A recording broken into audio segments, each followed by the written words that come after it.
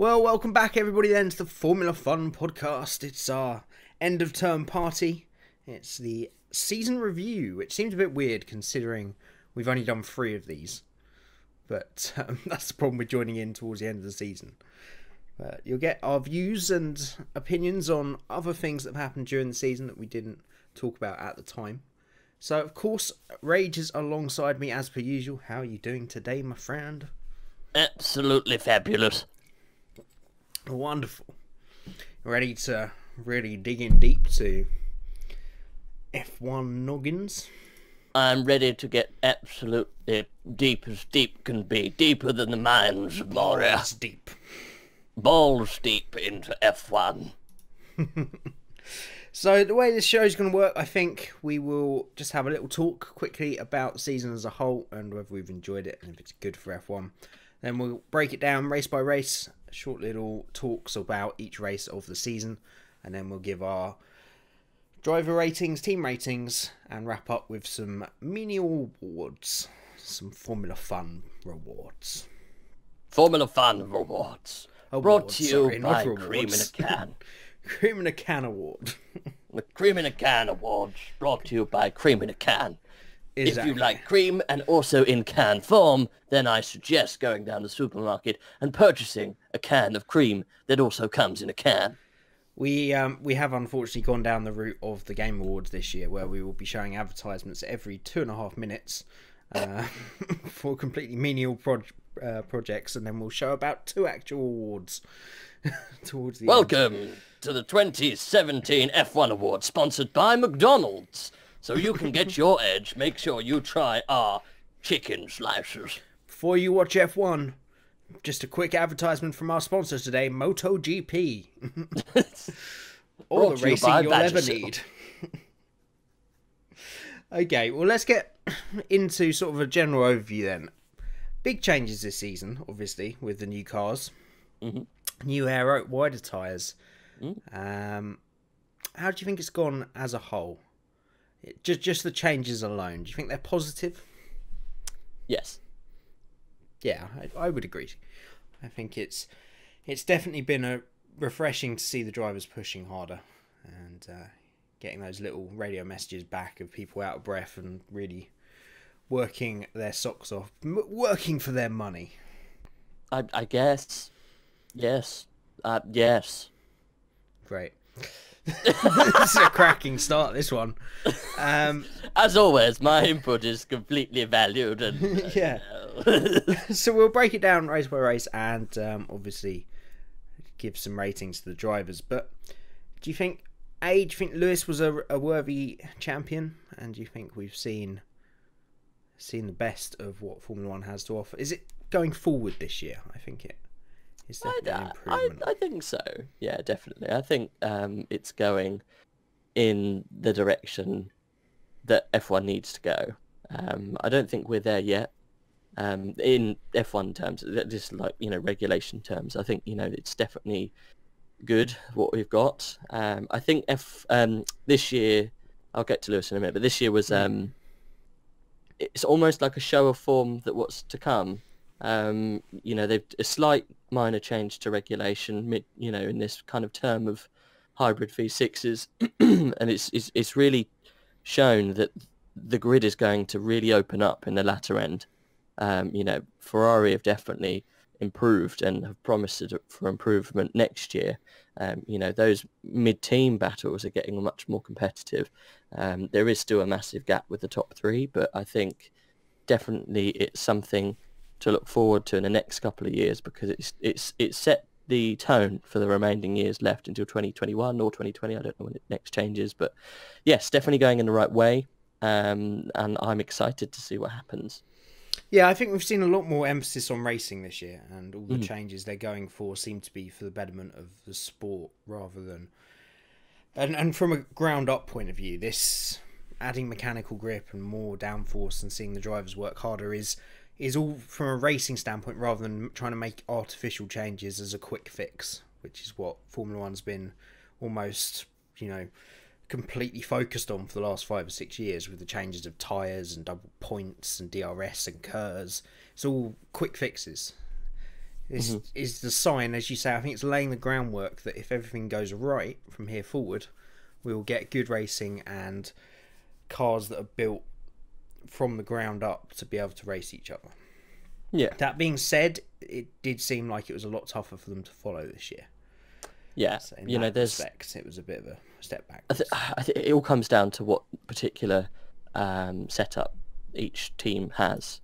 I think the Mercedes setup was obviously, and has been for the past couple of years, very tricky to follow from behind.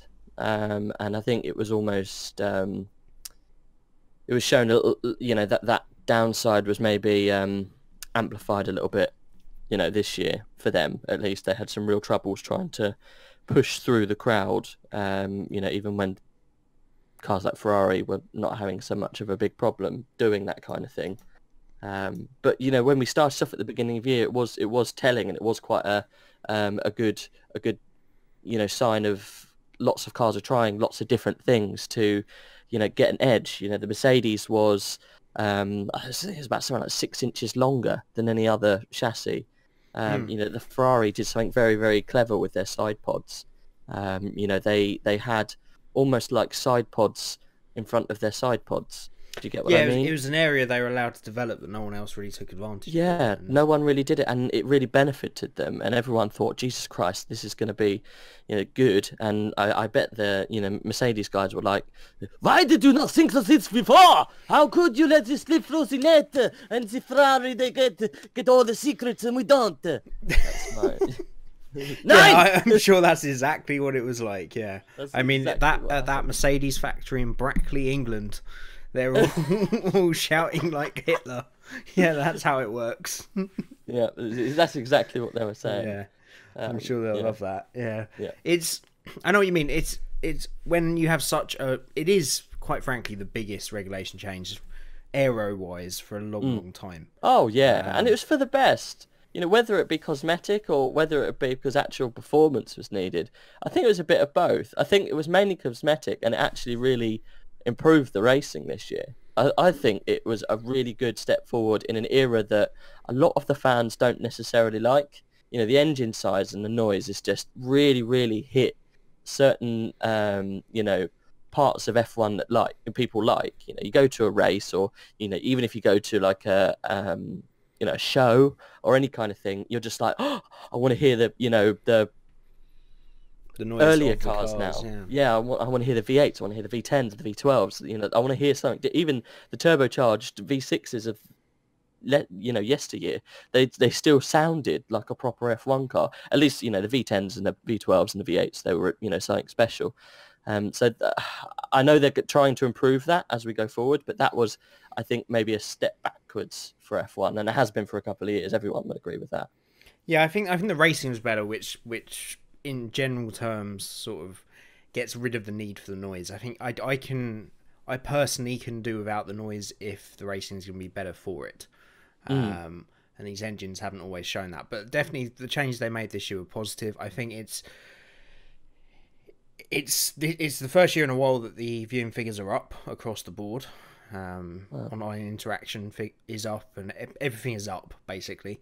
Well, it's to show that Liberty Media are doing a good job. They're doing a great job online, and doing a great job with the presence of F1. And the big thing the racing did, I think, this year is you're always going to have those old school fans that are always going to say that it's not like it was.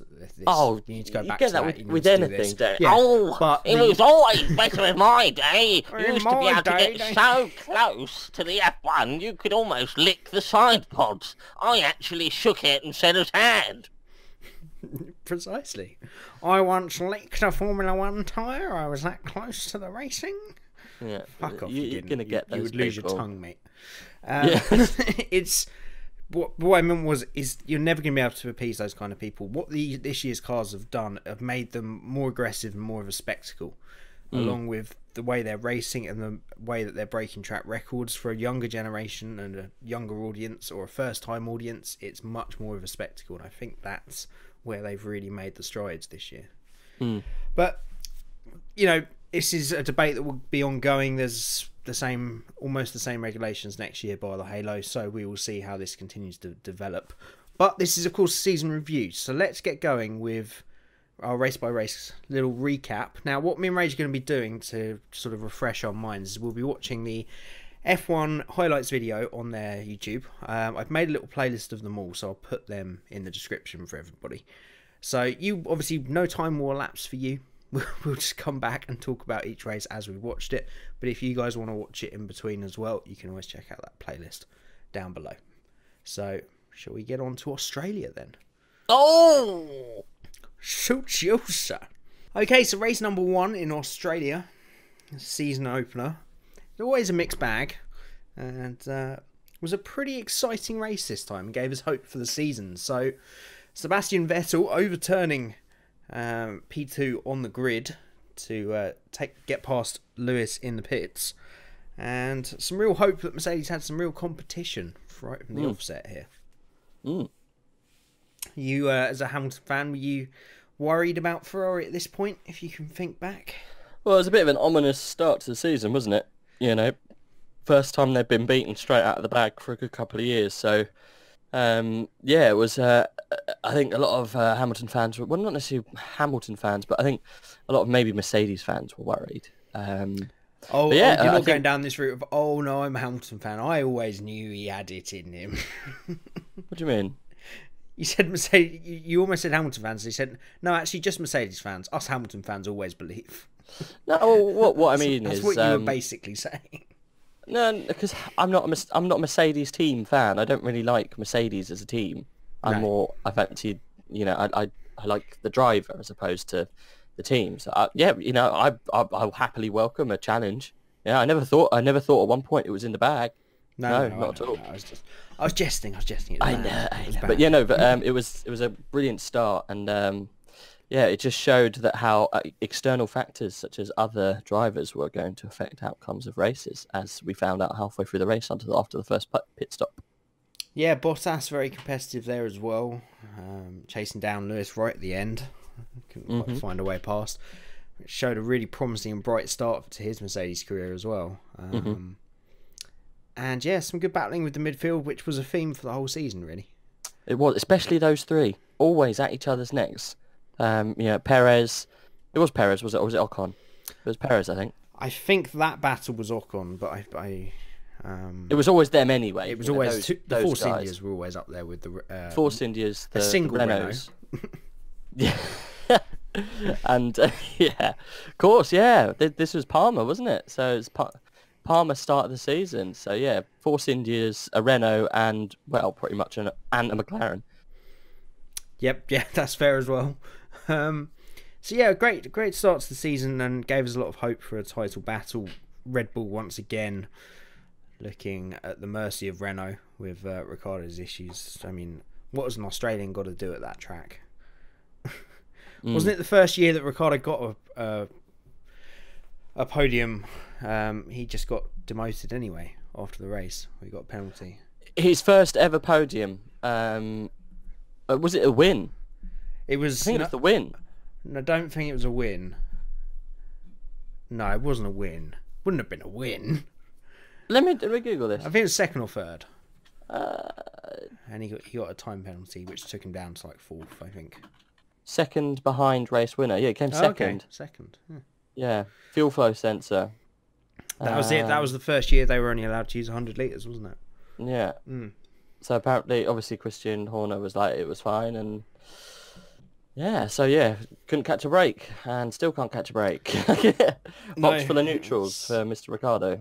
The first of many Renault problems, which we will get onto. But let's get going then. So, all in all, good start for Vettel, and real hope of a championship battle between those two. Yeah, definitely. What would you rate that race out of 10 very goods? Now, see, this is difficult. I guess we should rate the races. It's difficult without seeing them all, because I feel I should be doing them proportional. But if I was to say a race in general, I'd give that a solid 7. I think it's always nice to see a battle for the lead, but probably verge on a 7 very goods. 7 very nices. No, we can't do that. No, we can't do very nices. Pretty sure that's not trademarks. Very nice. Very nice. Okay, we'll do very nice. 7 very nices. I would say, yeah, probably about the same. 7 very nices. I think it set us up to like, oh, this is going to be a battle for once. We're going to have a battle, and it led on very well to the next race, which was China. Oh, China #1. Cut. You can say. So on to China, and quite a barnstorming race with a pretty slippy start. It was very. They really are the best conditions for Formula One race for high drama. I really did, because I think they delayed with this one. There was some. I seem to remember anyway. There might have been some kind of delay, and lots of people why can't we go? You know, it's like full inter, and I just my opinion. You know, they race in full wet conditions. When the drivers say they can't drive, then you know you should really listen. But 90% of the time, it's it's more than fine to start a racing. Well, they're fine on intermediates. The big problem, and the one that Pirelli are addressing next year, is the wet weather tyres. Apparently just nowhere. They clear nowhere near enough water. Yeah, and that's the reason. Drivers just don't feel safe on them. So I think they're changing that for next year. But yeah, it was a cracking race, really. Quite unusual for China. It doesn't always produce the best good races. Things, does it? No, you know, doesn't normally. But brilliant absolutely smashing start from Lewis. Well, Lewis just dominated the race. He did. Really, what? But wait, I can't remember when Bottas dropped it. It must have been literally on like the second or third lap. We saw it. It was under the safety. No, it was on the safety car. Under the safety car. Giovinazzi crashed. Giovinazzi, yeah. Yeah, Giovinazzi. Be careful. Yeah, I just realised what I said. Giovinazzi crashed, and he did some wiggling because they were all complaining that they're going to lose the tyre, the heat in the tyre. So, and he just dropped it, didn't he? Yeah, the first real cracking of Bottas, really. After such a strong performance in Australia, it was a real cheap move, and it's a shame. But apart from Lewis off into the distance, we just saw some great racing with the Red Bulls and the Ferraris. Yes. Some real wheel-to-wheel action. Mm-hmm. But there was a slight feeling, I seem to remember after this, of Mercedes got on top again, but you just had to remember that Mercedes have won at China for the last 4 years. Mm-hmm. They won it even before Lewis was with the team with Rosberg. Mm-hmm. It was their first win, so they're always strong. Yeah. But just a reminder of rain. More rain, please. Please, rain, please. Always great races. And we were all, I think, pretty optimistic by this point that we're going to get good racing this season with these new cars. We had, obviously, a retirement from Fernando. Nando retirement. Retirement number 2. Is it number 2? Yeah, number 2, yeah. Oh, yeah, number 2. 2 out of 2. That's 2 on the board. Keep that little counter in the corner. Any other counters we want to keep? For China, how many very nices? I think very strong race. I think 8 very nices. I'm going to agree again. 8 very nices. I seem to remember that race fondly, even though I didn't remember it at all. But it was. I seem to remember that I remembered it of the year, everyone. At times. Yes, that's what we love. So yeah, all in all, a good second race and 1 win apiece at this point between Vettel and Hamilton. Right, so Bahrain, I almost went to sleep during the beginning of that, but it hotted up a little bit thanks to a nice safety car because of a pretty big incident between Stroll and Sainz. If you guys are watching along, then you would have just seen the incident. It's quite an interesting flashpoint between yours and mine opinions of that.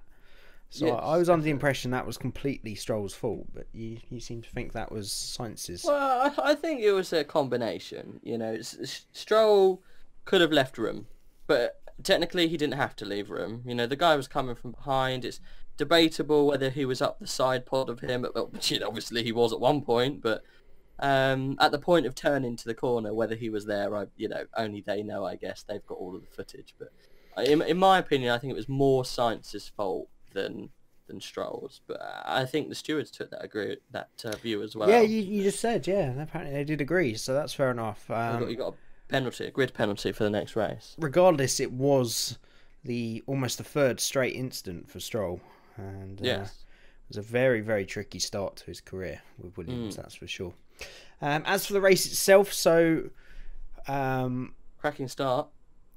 Bottas. Yeah, great start, great pole. Yeah. Definitely showing himself to be the better of Hamilton in this particular weekend. So obviously Hamilton did lose a bit of time from backing Ricciardo up as well into the pits. It was a bit of a strange incident, and one I think that was unnecessary for Lewis. Yeah, it showed Lewis's real tenacity and a little bit of his unsportsmanship, I think, really. I think people were a little bit confused. When I saw what happened, I was a bit like, well, you're an idiot. I just instantly thought, he's cheeky, that's cheeky, and I'm a fan. Yeah, as I was saying, I don't see any reason. There's no benefit. It's only hurting both their races. I didn't get it either. I'm sure there was a reason behind it, and I've got a funny feeling I understood why he did it. Looking at the highlights that we're watching, I can't remember now, but the thing is, it doesn't. It's strange.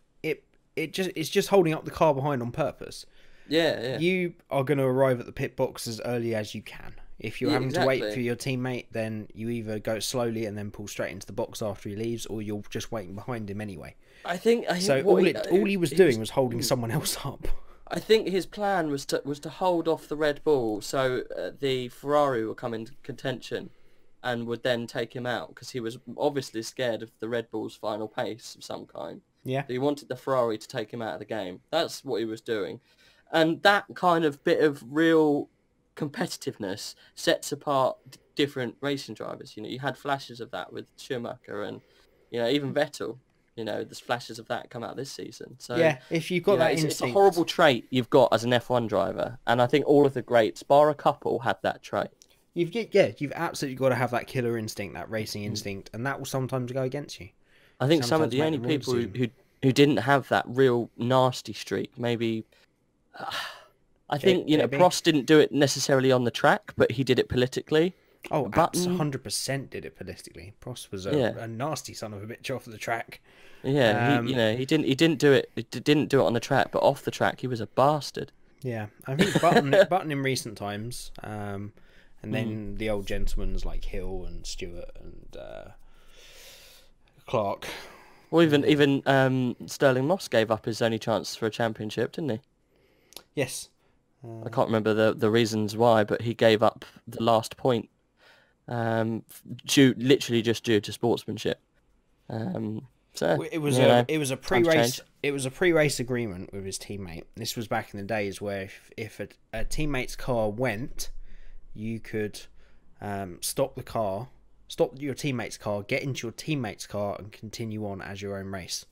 And I think it was a pre-race agreement with Moss, with his teammate, that if his teammate's car went, he would give it up.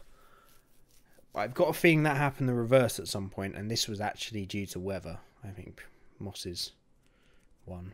But anyway, moving on with that race. So Bottas led comfortably until the incident brought out the safety car. Vettel attacking on the restart, getting past some great wheel-to-wheel action with those two. Brilliant stuff. Probably the first time we've seen Bottas wheel-to-wheel. And it just shows you how racy Vettel was this year as well.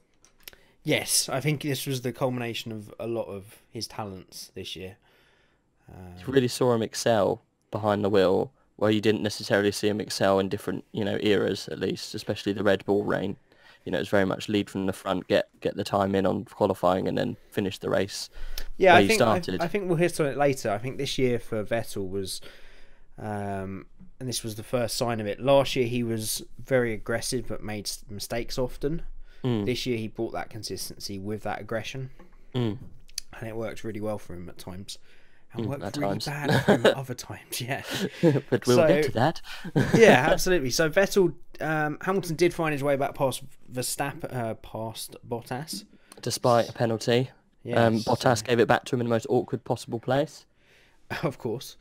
And it was, I think it was a good final flurry where Hamilton tried to make up his penalty and I think about 9 seconds on Vettel, and he just couldn't quite close it. I think he finished a couple of seconds behind. Yeah, I mean Vettel would have been controlling that, but of course. It was still advantage Vettel, 2 wins, 2 Hamiltons, and 1 third retirement for Alonso. Ding ding ding ding. There's another one. It's Mark's up there. And we shall move on then after... rating. I would give that... Yeah, very nice. There was a bit of action, but I feel watching that as a race as a whole, it'd be a 6. I'm going to go for a 7, very nice. Okay. I enjoyed the end of that race. It had a real kind of like a candle burning sensation. Started off slow, but then at the end it got very painful. As it gets closer and closer to your balls. Pretty much. I mean, you may mount your candles differently. But, for that extra Christmas treat, strap on the candle pants. And, how long will it go? Pants. So, moving on to Russia then, and the first win for the new Flying Finn, Valtteri Bottas. Flying Finn, I'd use that term loosely.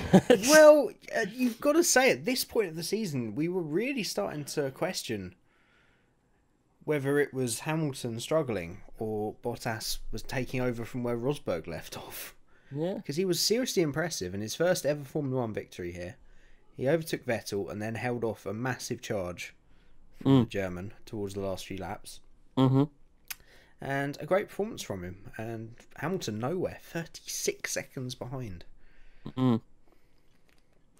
Yeah, no, it was a first ever win and a well-deserved win. Very good start. The start was phenomenal from Bottas, literally out of nowhere. I don't even think Vettel expected him to come that fast.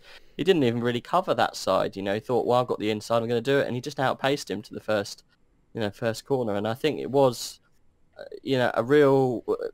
Bottas has obviously switched on to the fact that he can do this at this point in the season. Yeah, and absolutely brilliant. Going his way. Hamilton was really flagging, I think, at this point. I'm sure he was having some real,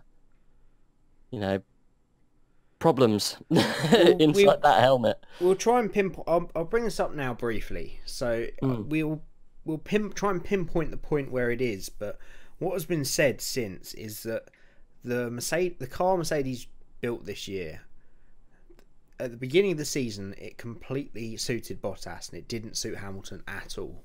He didn't get on with the car at all. So they made some big changes at one point in the season to try and get it to suit Hamilton's driving style more. And it completely alienated Bottas. This car that he'd been so comfortable with and so quick in, for them to try and get Hamilton back on side and back up there, they ruined it for him. That's what has been said, and Toto's been on record to say that was their mistake. So I think that's what happened. Whether we'll see a definitive... There's been press releases recently that said they're trying to build a car that suits more Bottas as well this year, haven't they, for 2018? So yeah, no, it's definitely some... I don't know what that turning point was, but I'm sure we'll find it. Yeah, that's what I mean. I'm sure we can pinpoint it. But all in all, apart from that, it was a pretty average, normal Russian Grand Prix. It was a couple of funny bits, funny radio comments from Kimi. Some hilarious radio comments. Yeah, brilliant. What do you mean he's in front of me? Yeah, some great stuff there. And retirement number 4, unfortunately, for Alonso. Didn't even make the start. First time in 75 races. Yeah, and a really, really poor crash involving Grosjean and Palmer. Just a really rookie mistake from Palmer. Yeah, I mean, all my British optimism for a British driver, I'd given him the benefit of doubt in the first year. It was at this point I knew he'd probably fucked up. Yeah, it's not for you, is it, mate? Yeah. Yeah, go back to the old touring cars or something. I don't know what he's going to do now. I don't know. Probably be a driving instructor at the Palmer Motorsport School. Probably. Go and work with Daddy. Yeah. I'm going to give that a 5. That race is pretty decisively average. Yeah, average 5. But again, I think because of the Bottas win, I'm going to give it a 5.5. Very nice. Bottas's first win pops it up a little bit for me. So that's 5 very nices and a nice. Yes. Very nice, very nice, very nice, very nice, very nice, very. More just nice. Okay. Yeah. All right. 5 very nices and a nice. And that's the Formula Fun podcast guarantee. It's number 1. That's number 1. So on to Spain then, and a pretty interesting race. The first time then we really saw the two title contenders go wheel to wheel, with on one occasion getting pretty spacey between Lewis and Sebastian into turn one. There's a lot of hushed words about Vettel's behaviour into that turn one. Do you think it was a fair defence? I mean, it didn't matter in the end. Yeah, fair defence. Took his line and held it. Yeah. Oh, yeah. You can't exactly, disappear. He's there. It might have been strong, but yeah, as a Hamilton fan, I didn't mind. I think Hamilton had words to say about it, but as everyone pointed out to him, put in the same position, he'd have done exactly the same. Oh yeah. So, but it was great to see those two finally go toe to toe, and Hamilton easily got the job done on the lap afterwards. He did. Vettel making great use of the virtual safety car to get himself ahead. Sure that. Yeah, some of the in lap was virtual safety car. The virtual safety car ended by the time Hamilton came down the pit straight, but it was enough for no, it's the other way around. Hamilton pitted on the virtual safety car that got him closer to Vettel. Vettel then pitted at the end of the virtual safety car, and Hamilton was at full speed. Hamilton was leading before that. I don't think he was. I think he was. Let's go back. You are quite right. Yeah, because there was a bit of an issue. Hamilton pitted a couple of laps before there was the safety car. The safety car came out. Hamilton luckily was at the pit entrance, darted in, changed it onto the different tyres. Vettel then realised what happened and had to come in because he knew that Hamilton was now on a different tyre strategy. Unfortunately, as soon as he came in, safety car ended. Hamilton was half the lap behind, but then he got the boost of being able to go full power whilst Vettel was in the pits, and that's brought Hamilton right up behind him. Vettel lost all of his advantage, and that's what we got the amazing racing. Okay. I got it the wrong way around. All the commentators were saying, "Oh, what has he done that for?" He had to do it. He had to pit, otherwise he would have got him at the end anyway. It was his only chance of staying in the race. Yeah, and to be fair, he got back out ahead on fresh tyres. Yeah, exactly. Hamilton was just had too much. He was there. He was in the Durs. Yeah, it was Mercedes' weekend in terms of pace, which swung about the entire season really. Between the pair of them, Fernando Alonso celebrating like he's just made the greatest victory. Comes 12th. Gets 12th. The Spanish flag out. Finally finishes. Sure, yeah. Why not indeed? Brilliant showing from Dan Ricciardo. Finally gets on the podium, third place of the season. Yep, I mean, it was forced, wasn't it? Bottas and Raikkonen. Unlike later in the season, it was purely luck of the two cars ahead dropping out. As well as his teammate. That's quite a long list of retirements there for the top teams: Bottas, Verstappen, and Raikkonen. Yeah. And another fantastic finish. We're not going to talk about them every race, but Force India by this point, just utterly dominant in that fourth place as they were all year. They were always up there. Very strong. Okay, it's a pretty interesting race, pretty dominant from the two Ferraris around Monaco. Pretty historic day, first victory since 2001 from the Scuderia. And a very, very off weekend for Mercedes, which was unusual, but I don't think it was unusual for this track. For Monaco, almost expected. Yeah, correct. And advantage Ferrari once again. Very few talking points, a few silly mistakes into turn one, which were quite funny from Ericsson and then Van Dorn. Ridiculous crashes. And then I'm afraid to say Jenson Button. Yeah. Just no. Just frustration, which Monaco causes, and I didn't see enough there to say strike it off the calendar, but I can see your point. Because even Russia, which we've given the lowest rating... Did we give Spain a Russia rating? We didn't, did we? Spain? Yeah. I can't remember, mate. I don't think we did. No, the whole fucking thing's already fucked up, mate. It's just one race. We can fix this now. We go back. Spain quickly rating. I can't remember it now. Oh my God. 6.5, very nice. I think it ticks over to I say it's a pretty boring race, but it ticks over to a 6 purely because of that Hamilton and Vettel fight. And then Monaco, I've got to agree, it's a 5, I think. Yeah, it was a really mute race for me. There were a couple of cool crashes. But, they're not nice to see, but I guess they're all okay, so they're all right. It was a really good bit of banter that was never shown on screen between Button and Alonso, because Alonso was obviously doing the whole American thing. The American Alonso. Driving in circles. Yeah, he was doing his American thing, and he retired out of that one. we'll get to that in one of the awards later on. Oh, okay. No spoilers, I promise. It's not really. That's not what I meant. It's not a spoiler, is it? There was of course that famous radio message between Button and Alonso, which we'll go over later. The only other small thing of note from Monaco was the beginning of the browbeaten Kimi Räikkönen. That was his race to win. Yes. And Vettel took the better strategy and took it off him, really. Yes, did. He did everything right. Took pole position. His first one for so many years. And then led the race till the first stop. So a bit of a shame, but it was a precedent that was set last season, I think, for Kimi. And carried on through this year.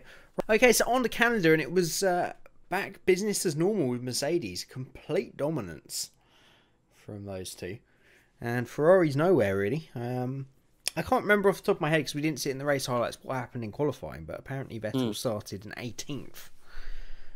Did he? Yeah. I have no idea why. Or he went back to 18th. Or he did lose his front wing, didn't he? I think that's why he was 18th, maybe. And we've literally just watched it, and I don't know. I think he lost his front wing, didn't he? Because Verstappen went super bonsai on him down the outside into turn 1 and chopped that bit of front wing off.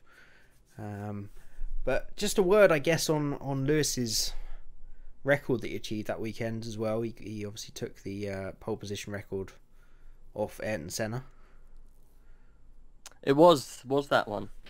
Got gifted that helmet. A pretty special achievement from that man. Well, he got the apparently real, but then turned out to be fake helmet, so they gave him a real.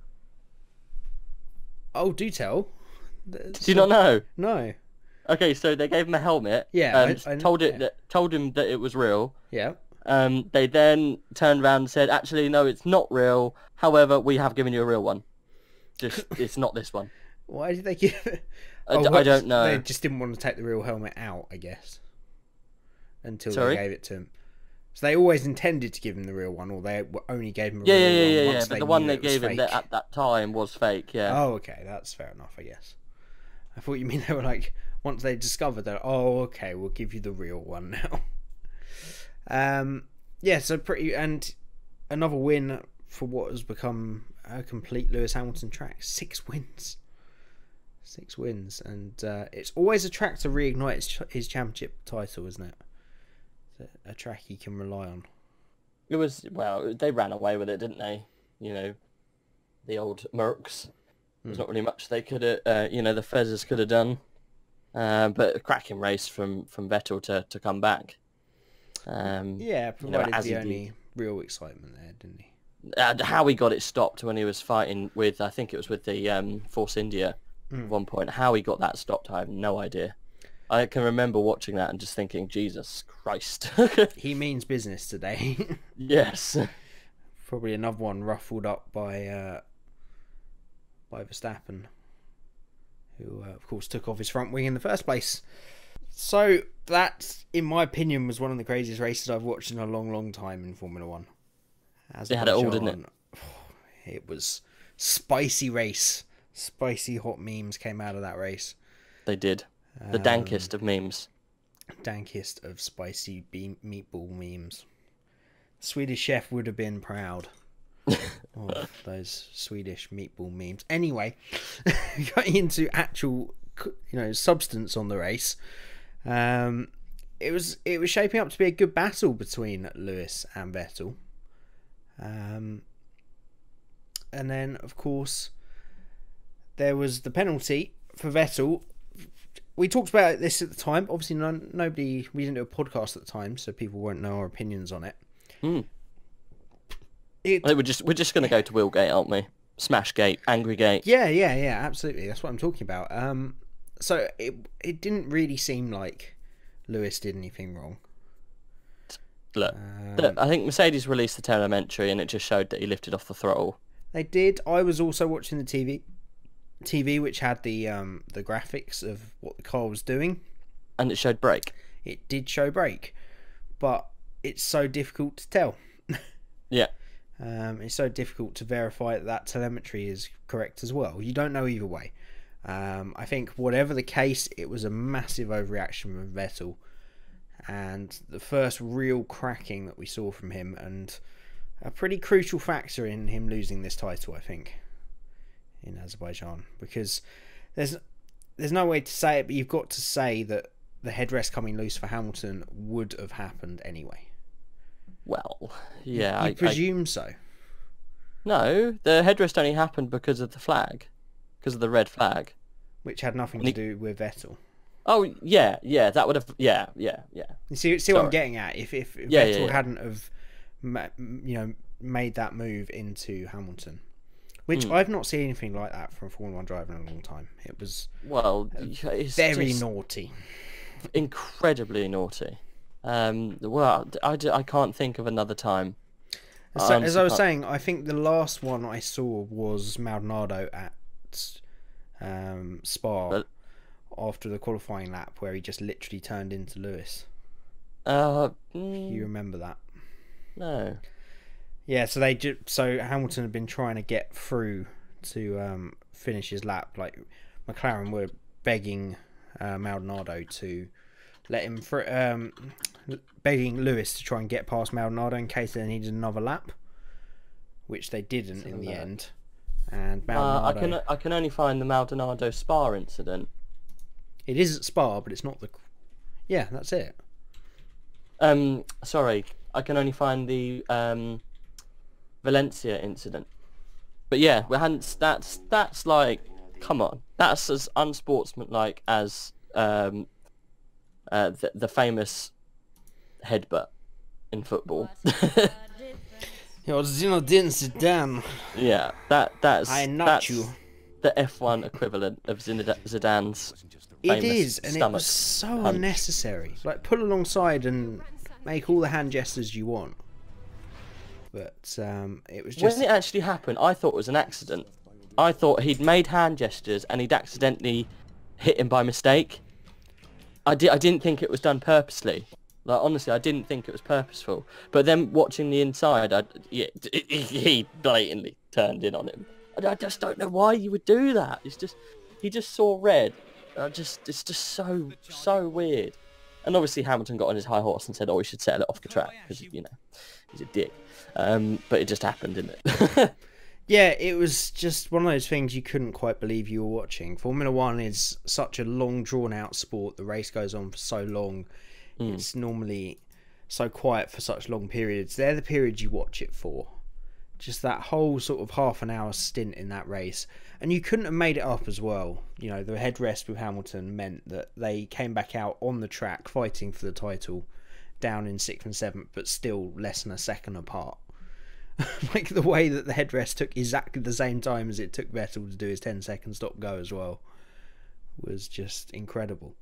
And it meant for... Well, a lot of people, they said that the stop-go was almost to kind of bring the race back to Vettel, if you know what I mean?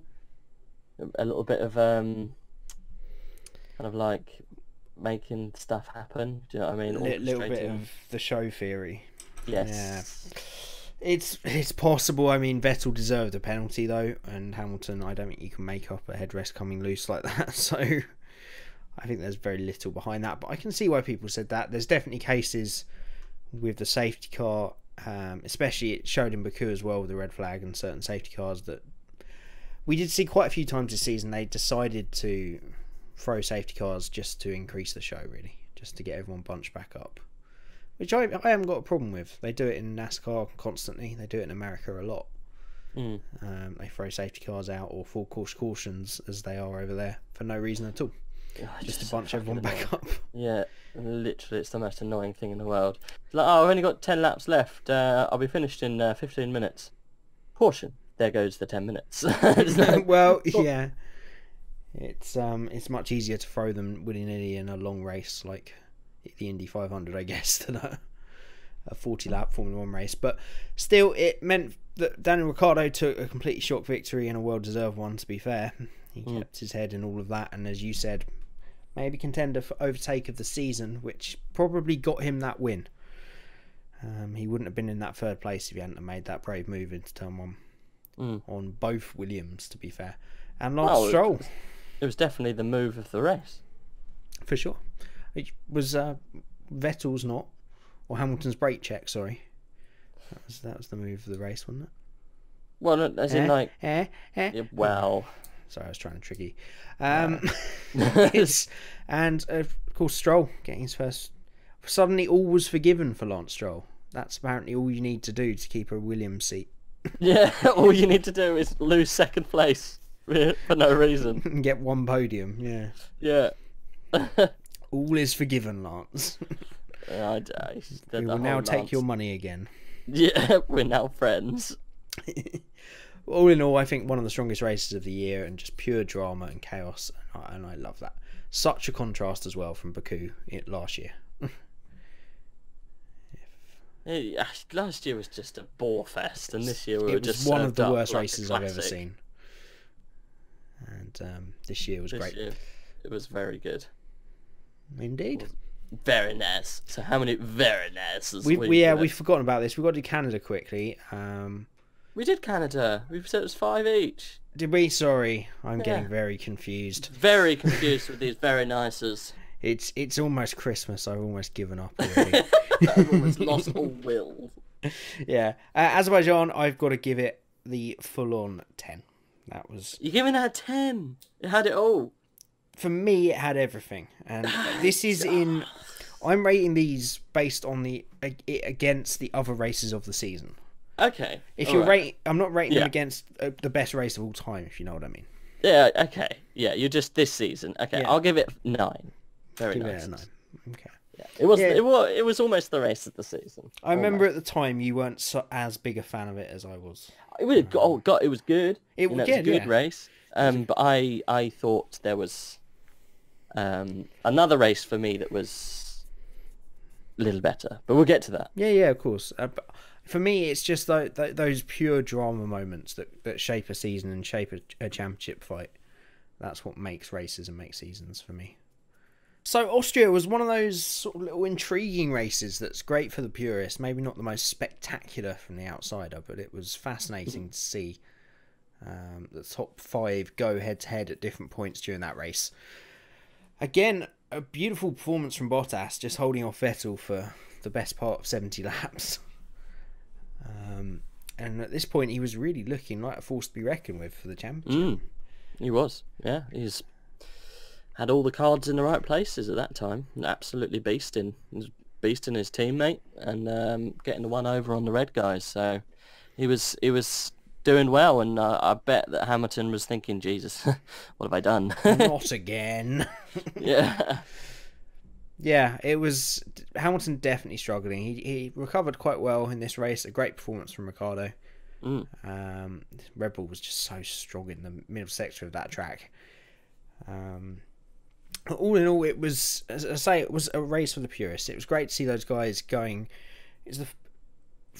I think it was one of the biggest examples this season of highlighting the changes the cars have made. Just how they're able to push right to the flag. Oh, yeah.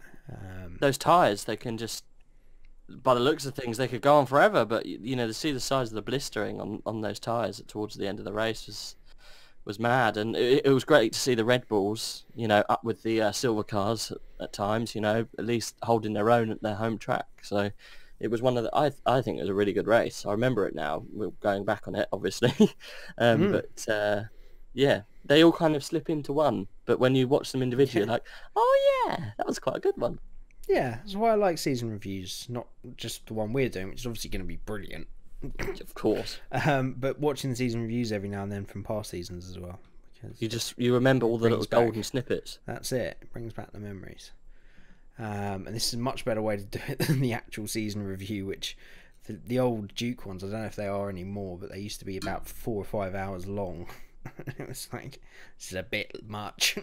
A bit too much information. Didn't need all of this. But yeah, so this brought Bottas, I think, to 2 wins. Vettel was on 3, Hamilton on 3 at this point.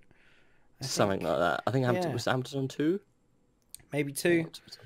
Ricciardo was on 1, so yeah, maybe. But it was all hotting up and looked pretty open going to the UK. But good result for Grosjean there as well in P6. Well, who cares about Grosjean? Brake's not so much an issue round here. How many very nices? Very nices, I would give it a... Tough decision. 7 very nices for me. I'm split, so I'm going to give it 7.5. I'm between 7 and 8. So Okay. I would say a 7.5. So 7 very nices and 1 nice. It's very nice, very nice, very nice, very nice, very nice, very nice, very nice, very. Fair enough. That'll do. That'll do, indeed. Okay, so that was a British Grand Prix then that was up next, and pretty dominant display as usual on home turf from Lewis Hamilton. And a Ferrari, the first signs of Ferrari cracking. There's a little bit of Ferrari popping under the stress. A little popping and banging. A little bit of tyre issues. Cracking and tearing. A little bit of a deflated performance. A little bit of a puncture on their tyres. Some would say it's a little bit of a letdown. Tyres. So yeah, the elephant is in the room. That both the Ferrari's tyres went on the last lap. Unfortunately, we're just going to skip the whole race and pretty much concentrate on what happened at the end. Well, this is a review, so we can just glance over it. I mean, it was essentially they pushed the soft tyres too far from what we gathered. Tried to stay out too long. Yes. Raikkonen still managing to stay on the podium showed how long he was over Vettel in this race. He came in at just the right time, didn't he? Managed to swap his tyres and just alleviate some of that damage.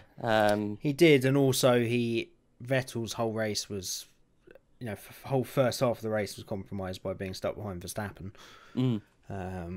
Some typical Vettel complaining and hand waving at Verstappen for basically racing him normally.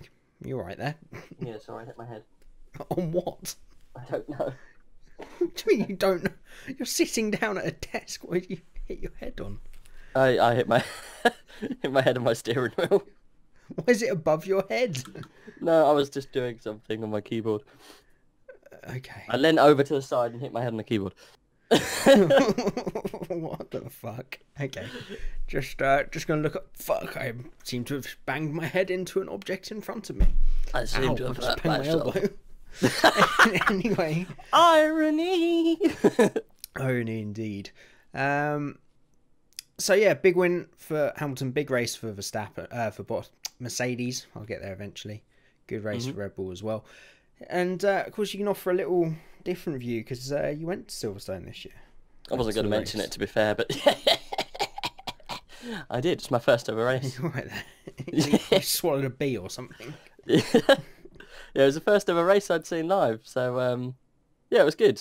I didn't see much because I was kind of like I saw like a little bit of it, but I pretty much saw everything that actually happened. I was right in front of the part where Daniel Ricciardo came off the track on like I think a second or third lap.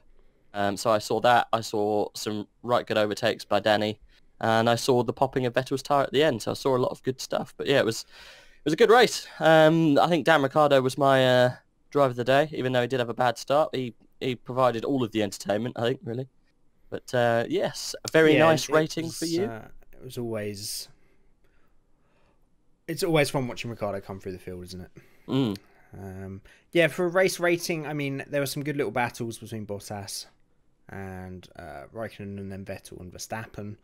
As an overall race, the late drama at the end probably knocks it up to a 7 for me.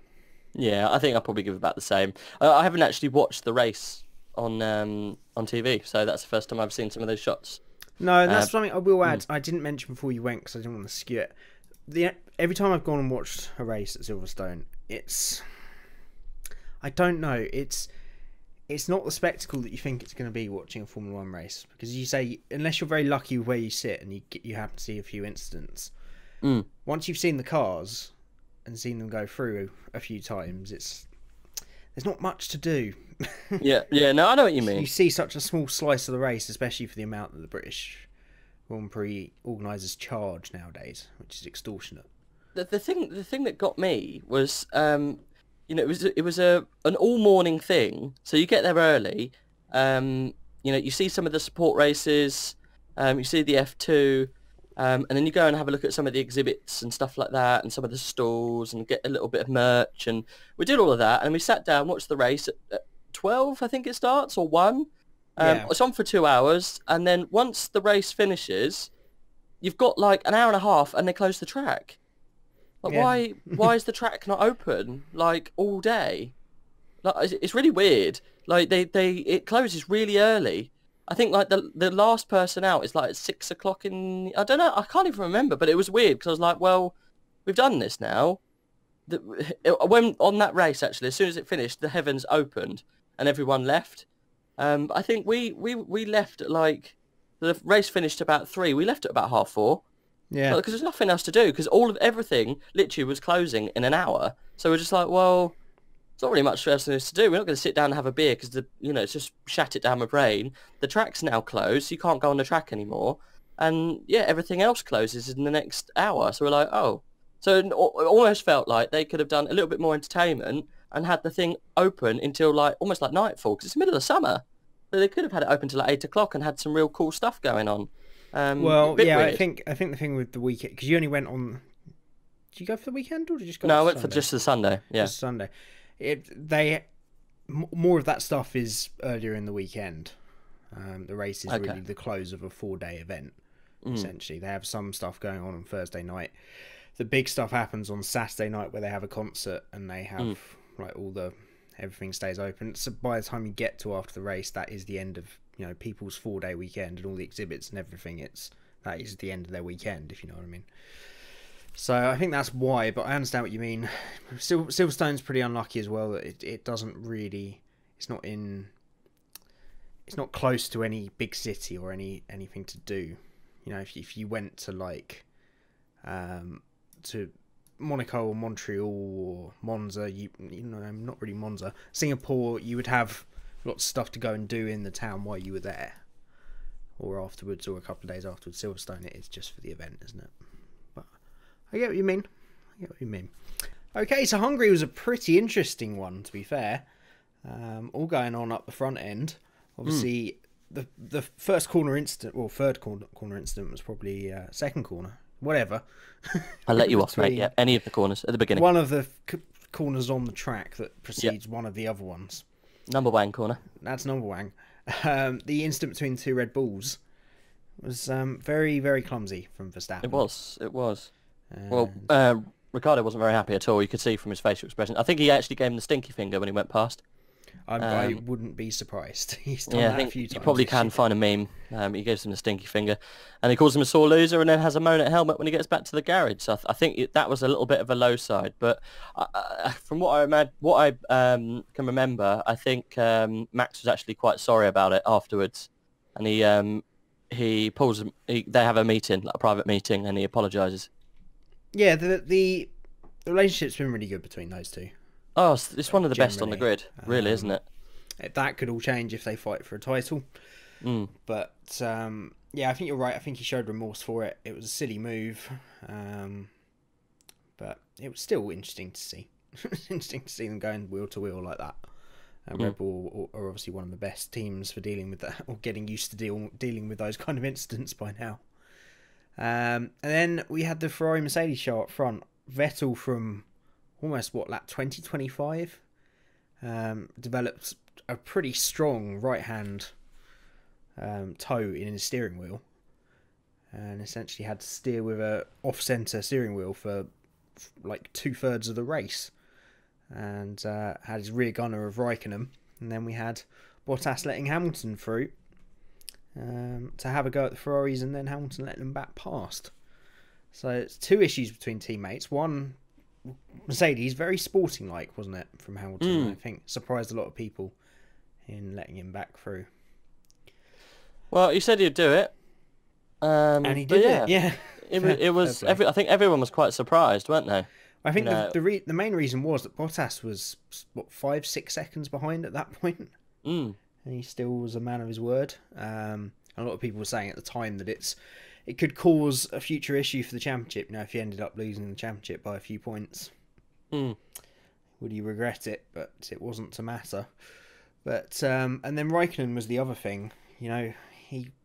I feel he could have attacked Vettel. And well, they might have told him, 9! I mean, whatever they say in Italy. He did look like he was trying to have a go. It's definitely not 9.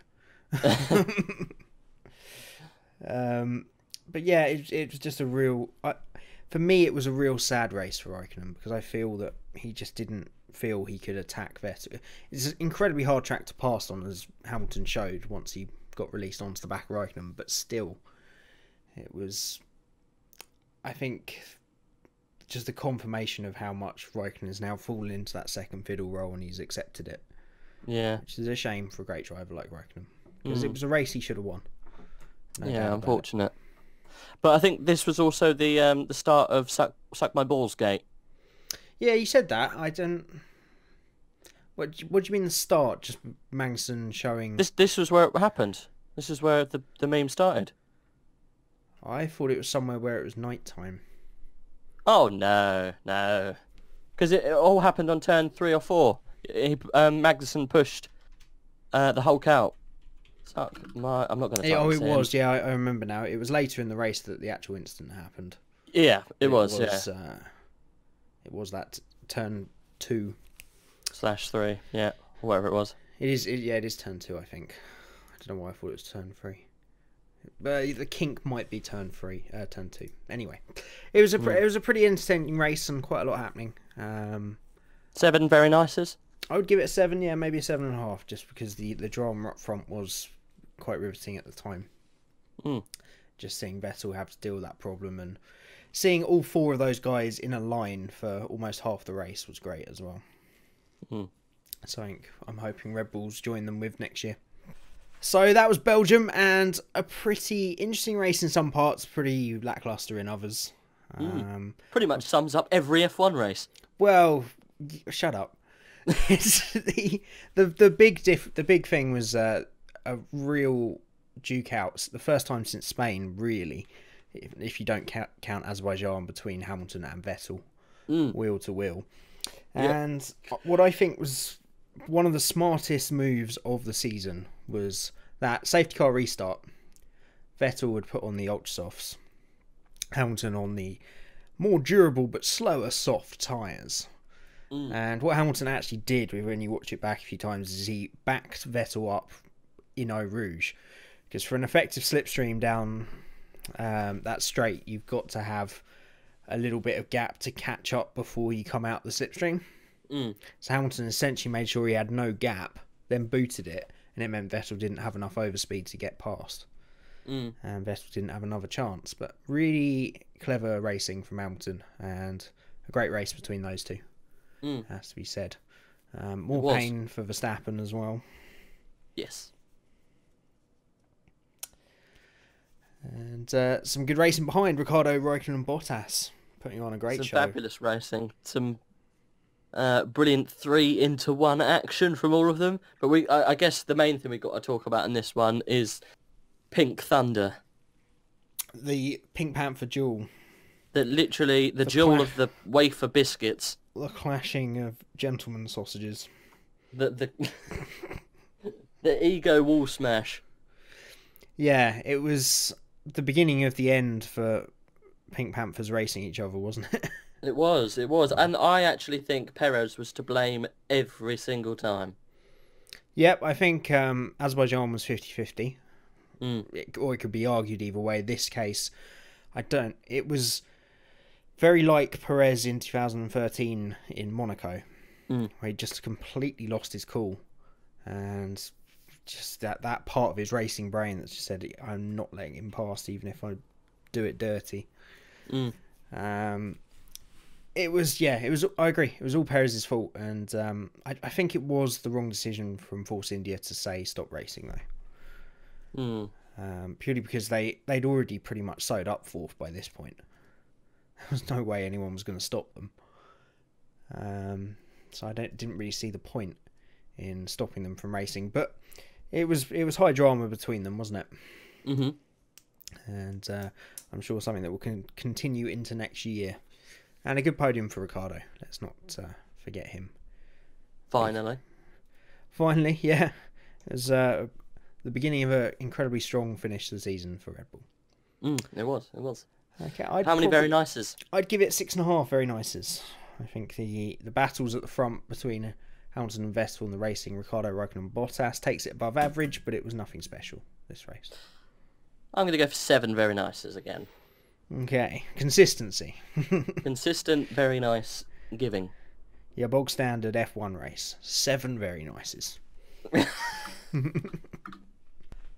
Okay, so Italy was really the beginning of the cracks starting to show on Ferrari's title challenge, which of course we all know came to a big head next race up. But really disappointing for Ferrari on home turf, being so outclassed by Mercedes. Ricciardo, you can't argue he was the star of the day. Some great overtaking moves, and as you said during watching that, his move on Raikkonen was up there with best of the year. It was stunning. It's pretty interesting at the start. Obviously, Ocon and Stroll out of position in second and third due to a wet qualifying. So it was interesting to see how they held on, and it gave a little bit of spice to an otherwise rather boring race, to be fair. Ended up sixth. Obviously, it was the Mercedes show. Ferrari tried, I guess. They got some places back. Ricciardo, just phenomenal race. But an amazing bit of radio from Alonso. As we were saying earlier, there was a bit of Palmer karma. Hey, funnies. Yeah, it was him.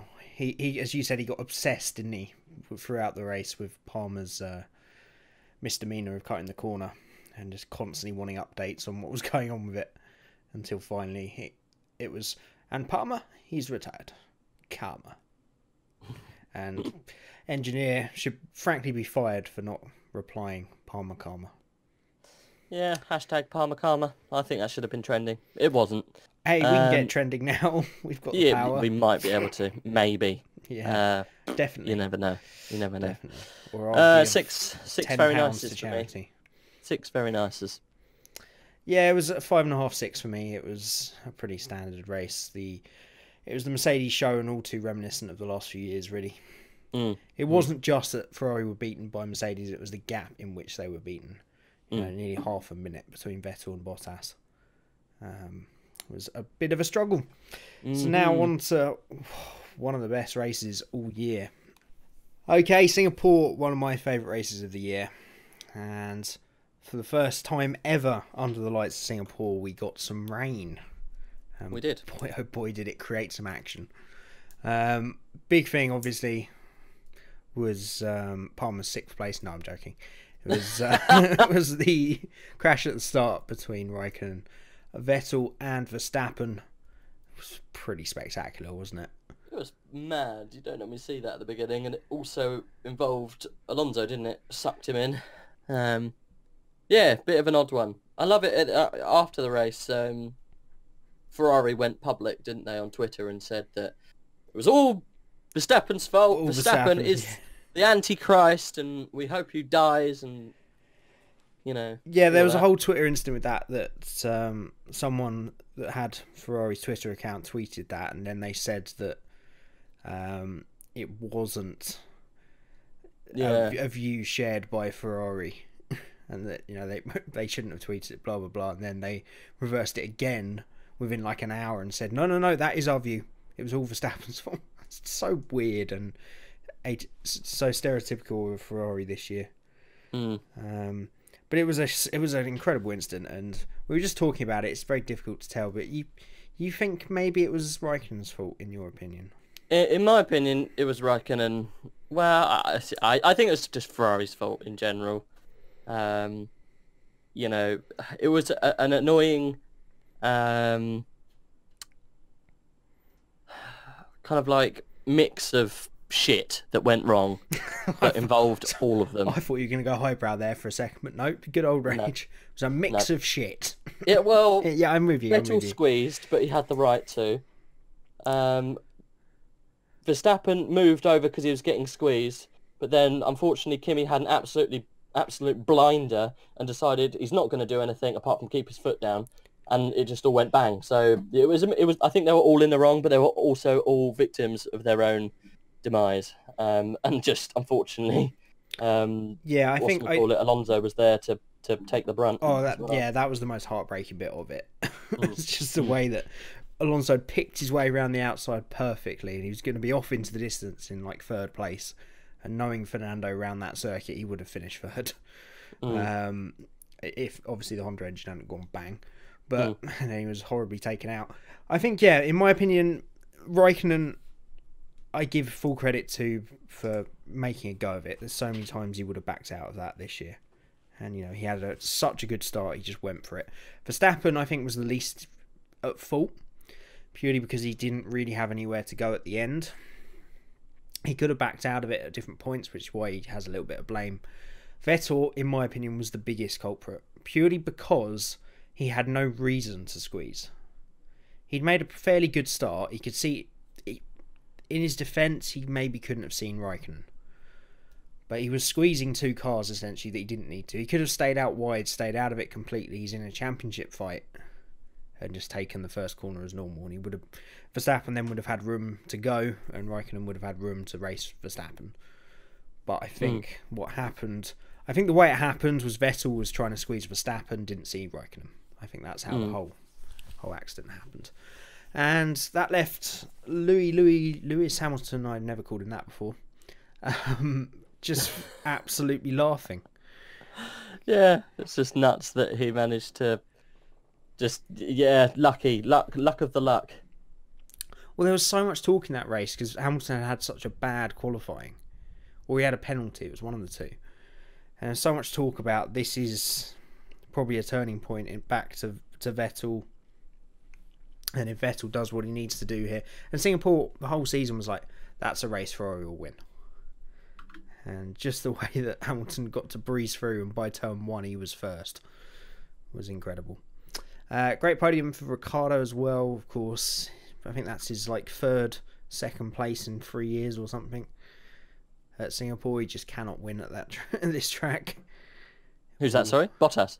Ricciardo. Sorry, I didn't hear what you said. Ricciardo.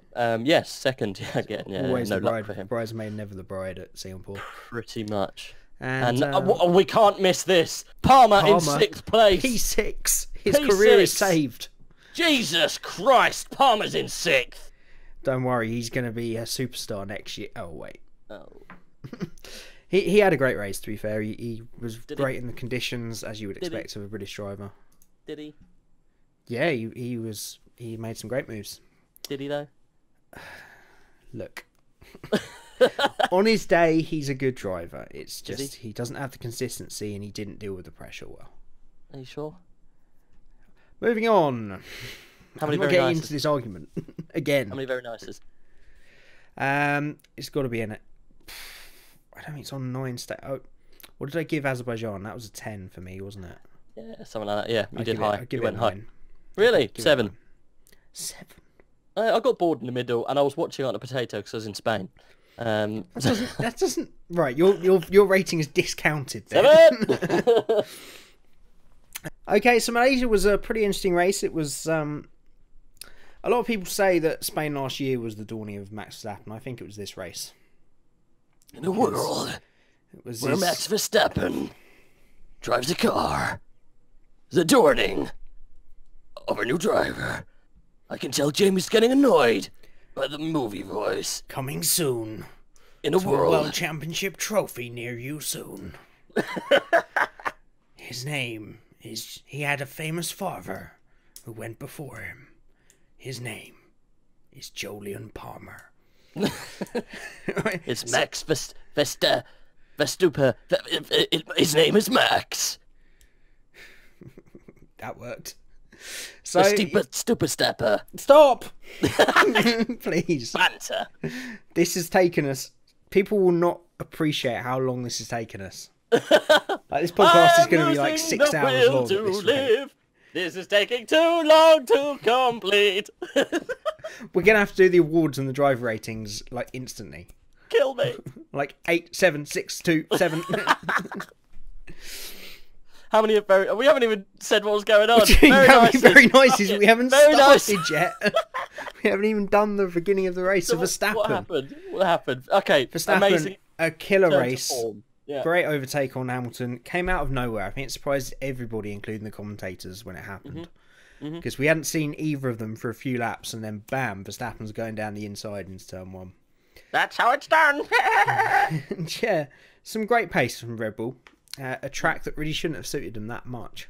It was random, wasn't it? It really was. Like, I said to you at the time when we watched the race afterwards, see, we normally have these chats, but now we're deciding to record them. It's funny what you do.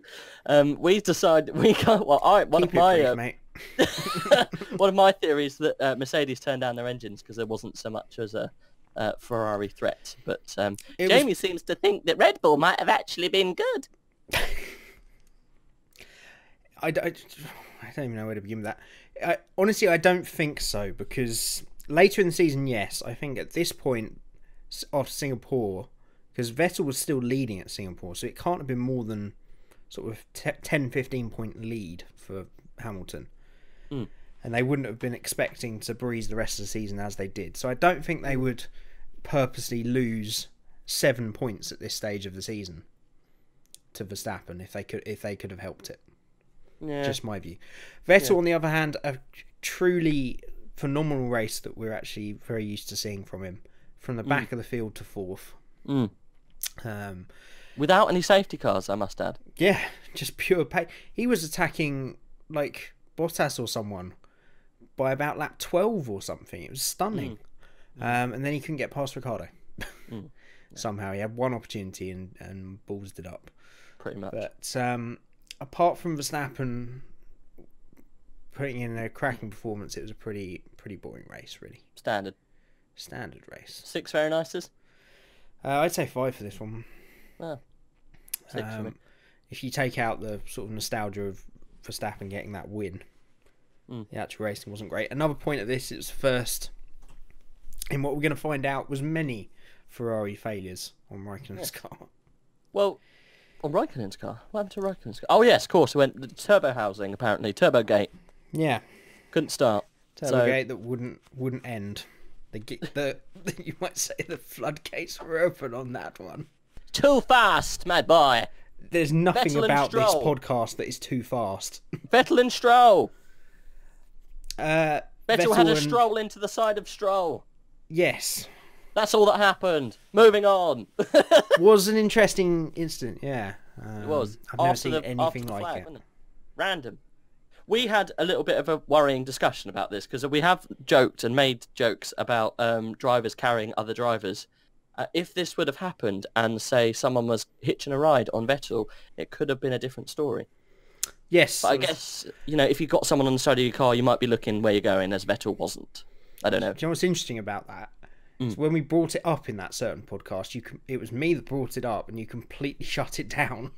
Did I? And said, no, you got to let them do it. Don't be stupid. Health and safety, you're mad. Yeah, I did, but I now just you're thought like, it good to bring it's it up. actually a very interesting point we talked about. You mean I mentioned and you shut down? Okay, you shut me down, bang, bang. Get right, go on. If you've ever noticed, in the champagne ceremony and all of the races, there's a GoPro on every bottle. What the fuck happens to that footage? It got put on YouTube the first time it happened. On the F1 official, there is footage of it. They haven't put it on for any of the others though. Yeah, it's a very strange addition, really. I reckon Chase Carey's just having a big old champagne wank. And on that note, on to the land of weird sexual stuff, Japan. Right, Japan then was a pretty boring race, to be fair. I think it was pretty boring. On to the next one. the most interesting thing that happened here, of course, was the continuation of Ferrari's mechanical problems. Vettel wasn't quite over at this point, but it was becoming clear that Ferrari just didn't care anymore. Hey, arriva bene, I forgot to put the spark plug in the hole. Oh, arriva bene, where are all my mechanics? Oh, I've transferred them to security guards to keep the media out. Oh, we don't want to talk to anybody, even though we have really good social media, but we don't use it or talk to the press afterwards. Okay. I fear another couple of lines in that accent would get into serious trouble. So, I mean, notable things from the race: a great effort from Verstappen again. Red Bull showing great pace. There was a case this time to say that Mercedes has maybe turned things down towards the end of the race because Ferrari were very obviously not, or Vettel in particular was very obviously not getting points. Fairly good race for Haas. I know we don't really talk about the midfield in this section. Good boy! But, good boy. I'll get some.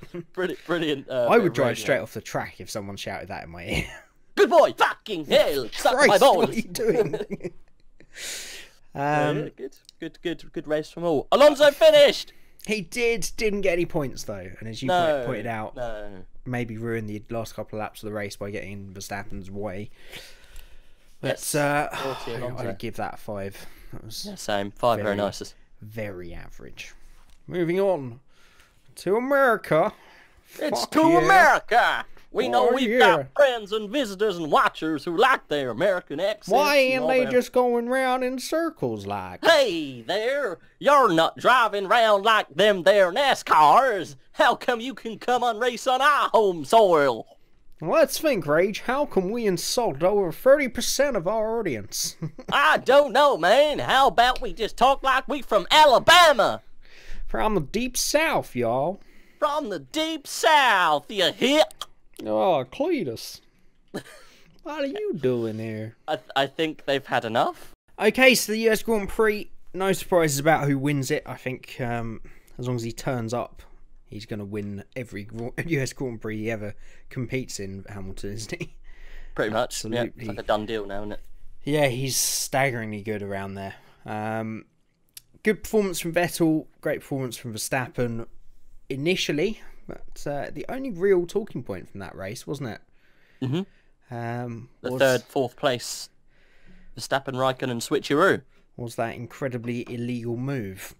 Yeah, it was just straight illegal, wasn't it? Yeah, I have no sympathy with people that. Oh, he should be given. You know, it should be taken with a grain of salt. It was the last lap. It was a great move. He should have been allowed to. All right, just go and suck Verstappen's dick in Holland, okay? It's such clear that happened on any other corner with any other driver, on any other lap, there would be no outcry at all because that's in the rules. It's been the rules for so long. If you overtake, if you leave the track to gain an advantage and over another car, that's a penalty. It's just how it goes. Yeah, I agree completely. Yeah, outside of the corner is something I agree less with. And think that it's a perfectly acceptable place to overtake, even though it's not allowed still in some places. But inside of a corner, you just can't. Simple as. All in all, pretty boring US Grand Prix. Yeah, it was just Verstappen brought a little bit of fire at the end with his catching of Raikkonen. It was some good racing between.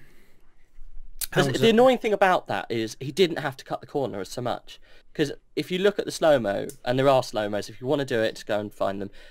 Raikkonen opened up. Left the gap. He left a gap. So it's just very frustrating that Verstappen did it. And I don't know, so many people say, oh, it's because Raikkonen looked like he was going to turn in. And Well, that's the thing. At the exact moment that Raikkonen turned in a bit, Verstappen decided to go out.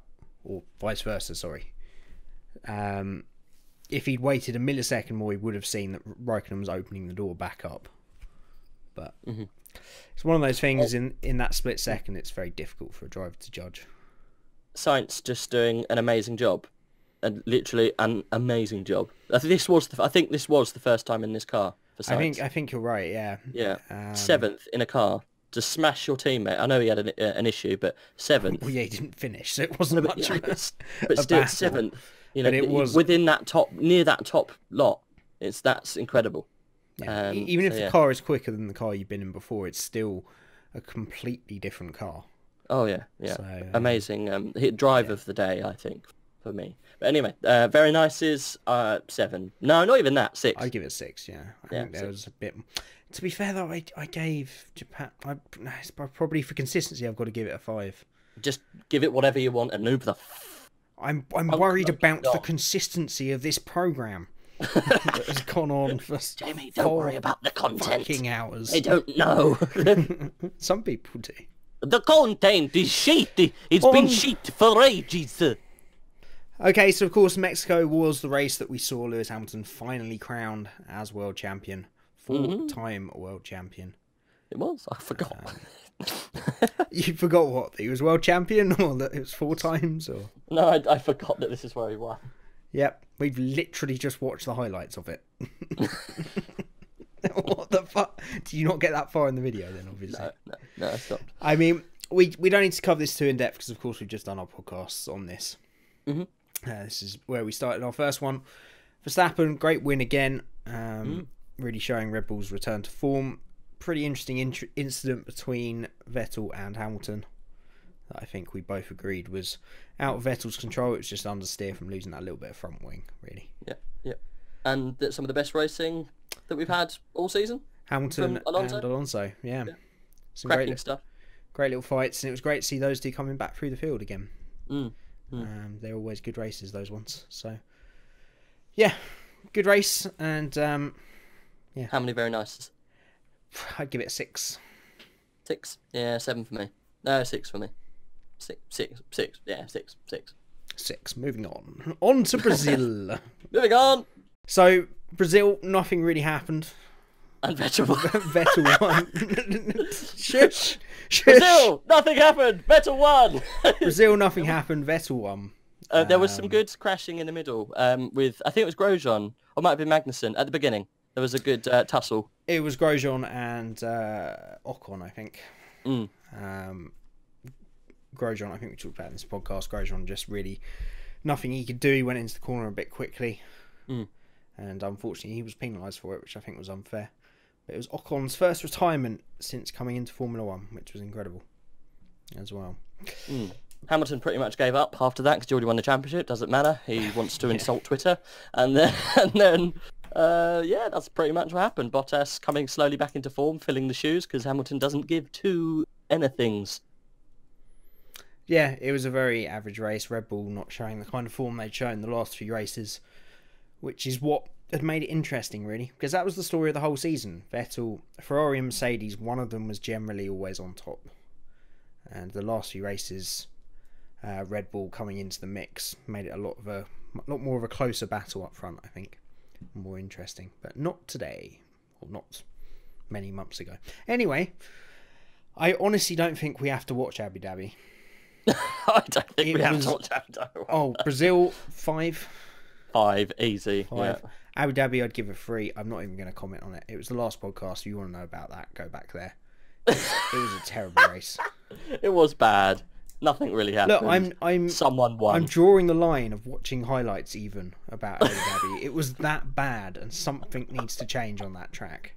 It does. That's what we can talk about. Hamilton said that, you know, again, we talked about that in the other podcast. Go watch that. We did. Go and watch the other podcast. That, people. We have other content. We really need to move on. So I guess now we move. I can't believe we've actually finished that. Fuck for that. If you got through all of those little clips of 5 minutes, well done. No one else did that. I promise you, no one did that. Well, then no one would watch any of the podcasts. They watch some. People listen. It's got first episode's got like the highest few minutes apart from one thing we've ever done. Oh no! I meant no one. I don't think everyone would have watched all. Oh, of the videos. Watched it along. I'm with you. Yeah. No. I mean, people watch up to now. I hope. Hello, people. Sorry, it's so long ago since I introduced that section and said that's what we were going to do that it almost feels like a week ago. Insider jokes. Yes, work that out on your own. So for the second part, which hopefully isn't going to be as long as the first part, I want to start with driver ratings. We're going to go from the bottom to the top. Started from the bottom, ended here, something along those lines. I was going to go top to bottom, but we can go bottom to top. Whatever you want. I mean, I don't really care. Okay. If I'm being bottom honest. to top. Bottom to top. I think the best page for this, which I'll put in the description, is the Wikipedia page. Because then you get the classic crosshatch table with all the results as well. So we can pick out notable results for each driver. Okay, so starting off with Paul di Resta. Yeah, retirement! He didn't exactly shine on his return, did he? He didn't. I'm going to give him... To be fair, he got on the pace a lot quicker than I thought. So I'm going to give him a solid 5. I will concur. Jenson Button. 4. I think his qualifying 7 or 8. Yeah. Considering how well he did after so long out in completely new cars. He unfortunately got that grid penalty, and that meant straight to the back. And there was some classic banter over the microphone, and that was about it. Yeah, and then made that horrible move. So yeah, I'd give him about 5. 4 Brendan Hartley didn't do much. Nah, didn't really shine, did he? To be honest, that Toro Rosso car was pretty awful. When he stepped in, yeah. The last few races, every time 4. he finished, he beat Gasly. So I guess. I don't know. That was only once in Abu Dhabi. It's very difficult to judge. I'd just rack him off as a 4. No, I'd say a 5. Giovinazzi, I'm going to give him a 3. 4. Two dreadful positions, races early on, and a lot of damage. Dreadful and retired. Crashed. A lot of damage. Yeah. Pierre Gasly, I think he did fairly well in right. the car he's got. I'd give him a 5.5. Malaysia was all right. I'll give him a 6. Okay, very nice. Marcus Ericsson. 1. Wow. Really? Actually, no. I'm going to retract that. 0. I do not like the driver. He shouldn't have a drive. He is the epitome of rubbish. Okay. 0. He gets a half. I'd give him a 5. I think he did fairly well. He did put in some good performances in comparison to Verline at times, and outraced him on multiple occasions. Thing I read? Retired. 18th, 17th. 18th. Okay, we do the comparison then. 11th retired, 16th. So he beat him in Russia. He finished above him in the Wassermajiggies, so I don't know. He beat him in Canada. He beat him in Austria. He beat him in Silverstone. And then was beaten in 15 different occasions afterwards. And then beat him in Brazil. I just don't think he deserves as much harshness as you're giving him. Okay. That's a word. Half. I give him a 5. I think he did pretty well. Danny Kvyat. Torpedo lost a drive halfway through Kvyat. Again, I think it's maybe a little bit low average. 4. I think I'll go with 4 as well. He didn't really recover. No, he from didn't. Last season and take his chance. He had a couple of good races, but when he's up against someone like Carlos Sainz, he just looks terrible. Chance. Yeah. 4. Verline, not his best season. No, but he did have some good standout results. 8th, 10th. He got a couple of points finishes. I mean, yeah, one of them was Azerbaijan, where you just had to finish to get some points almost by the end of that race. I guess, yeah. But I'd give him a 6. I think he was better than Ericsson, but he wasn't a great distance better, which is why he's not been retained. 6 as well for me. Old Jopo. Excuse me. Yeah, just wait. Now got a clear clipping point between the cough. Jolyon Palmer, 10. Best street driver track ever. Track driver ever. 3. Start that again. Jolyon Palmer. I'd give him a 5. I think he did fairly well. I just think he was let down by the car at times, and just his head got the better of him. I think he's a decent driver, but he was billed to be quite good, but then as he came out of the box, he was a bit of a letdown. So I would go for Fernando Alonso. You missed Stoffel. Oh, Stoffel, sorry. It's all right. Stoffel, I think, did a good account of himself. He's obviously got the harshest competition. Oh yeah, in the form of Alonso. Only to come free just scoring. literally one place below Fernando Alonso is, well, it's well done. Yeah, I think a lot of that is that looking through it, I think Alonso got the buck end of the reliability in that season. Yeah. Which he did. Didn't help. When you consider Alonso scoring finishes 5 to Stoffel's 3, retirements 1, 2, 3, 4, 5, 6, 7, 8 for Alonso, and 4, 5, 6 for Stoffel. I guess it wasn't too skewed. I'd give him a 7. I think actually I'll give him an 8. I think it's one of his best seasons, considering. I'm going to stick with a 7. No, yeah, 7. Okay.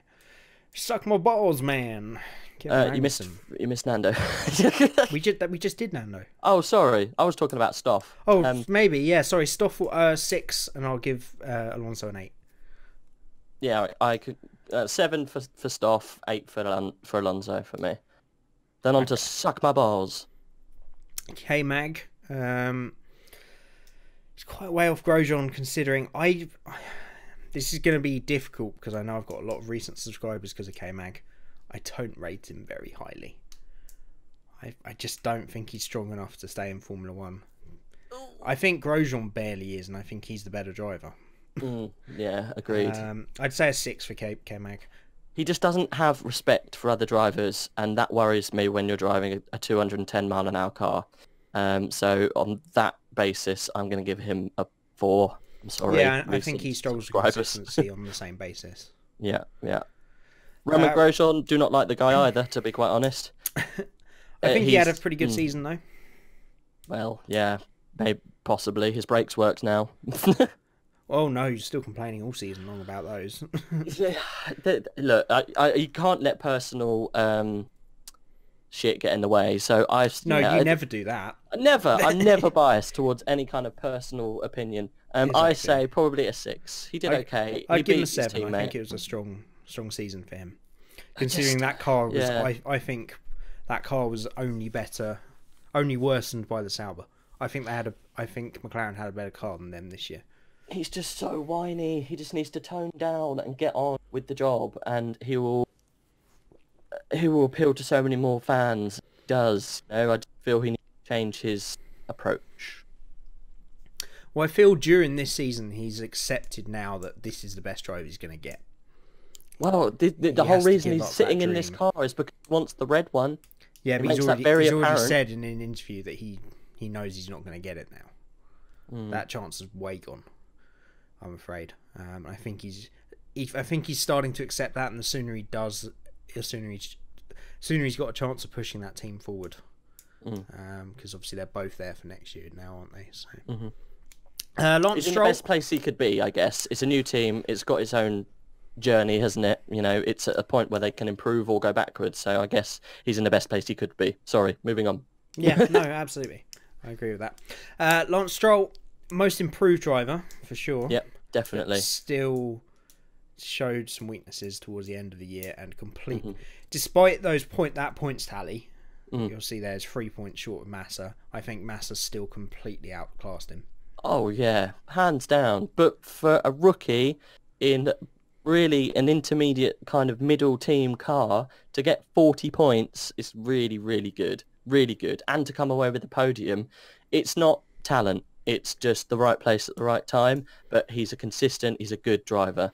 So, yeah, he's a money man, unfortunately. But, yeah, he did all right. 7, because he got a 3rd. Yeah, I think the 3rd was a lot of luck, and I think you've also got to remember that 3rd place could easily have been swapped with Massa if he hadn't had that mechanical problem, because Massa was ahead of him. If you swap those points round, it's suddenly about a 20-point gap between the pair of them. That is a crucial result in that point tally. I'd give him I think I'd give him a 7 because of his age. I think he's got so much ahead of him. It was a solid especially the amount of pressure he was under after that terrible beginning to the season. 3 retirements. First time you stepped in a Formula 1 car, and then the next time you get in a Formula 1 car in your 4th race and almost getting the points is amazing. So yeah, he did good. That Canada race as well really showed some heart. Boy did good. Yeah. Massa, honestly, I think that Williams car was such a struggle this year. I really do. In comparison to last season, I think Massa did a stunning job. I'd honestly give him an 8. I think he was a great. I'd give him an 8, and I'd also sign him for next year. Yeah, I don't understand why you would get rid of it. It's apparently because he wants to go. Yeah, well, which he's not allowed. No. We love you, Felipe. Please, Felipe, baby. He's just a lion of the grid, and he's just one of those drivers that he's just all about F1, and his heart on his sleeve. He's a brilliant ambassador for Brazilian motorsport, and unfortunately we haven't got a lot of those coming through the grassroots at the moment. So I think that's the biggest worry. Yeah, there's one. I know we had this discussion, I think in Brazil podcast maybe. Yeah. But I since then I have seen one Brazilian guy. I do not know his name. He's in the lower ranks and he's coming through, and he is a rising star. I can't remember his name, but yeah, unfortunate that we have lost the Brazilian. The problem is the lull, because that race is already under threat. And I've got a feeling that by the time a Brazilian driver comes through the ranks to get into Formula 1, that race could already be gone. I'm not too... Honestly, yeah, there's a great pedigree with Brazilian drivers. I'm not too worried about the drivers. I'm more worried about the race. The race. I think that's going to go as a result. And Nico Hulkenberg. Legend. Bye-bye, Felipe. Thank you for all of your amazing drives. Yeah, absolutely. And as I said in Brazil... Shame about Hungary. Shame about Hungary? That's exactly what you said. Let's see if you can get it quicker this time. Shame about Hungary. Shame about Hungary. Shame about... Spring? Oh, yes. The facial error. Yes. That was... Oh, God, that was even worse. I've re-listened to the Brazil one recently. That was even more painful listening to you that time. Try and work it out.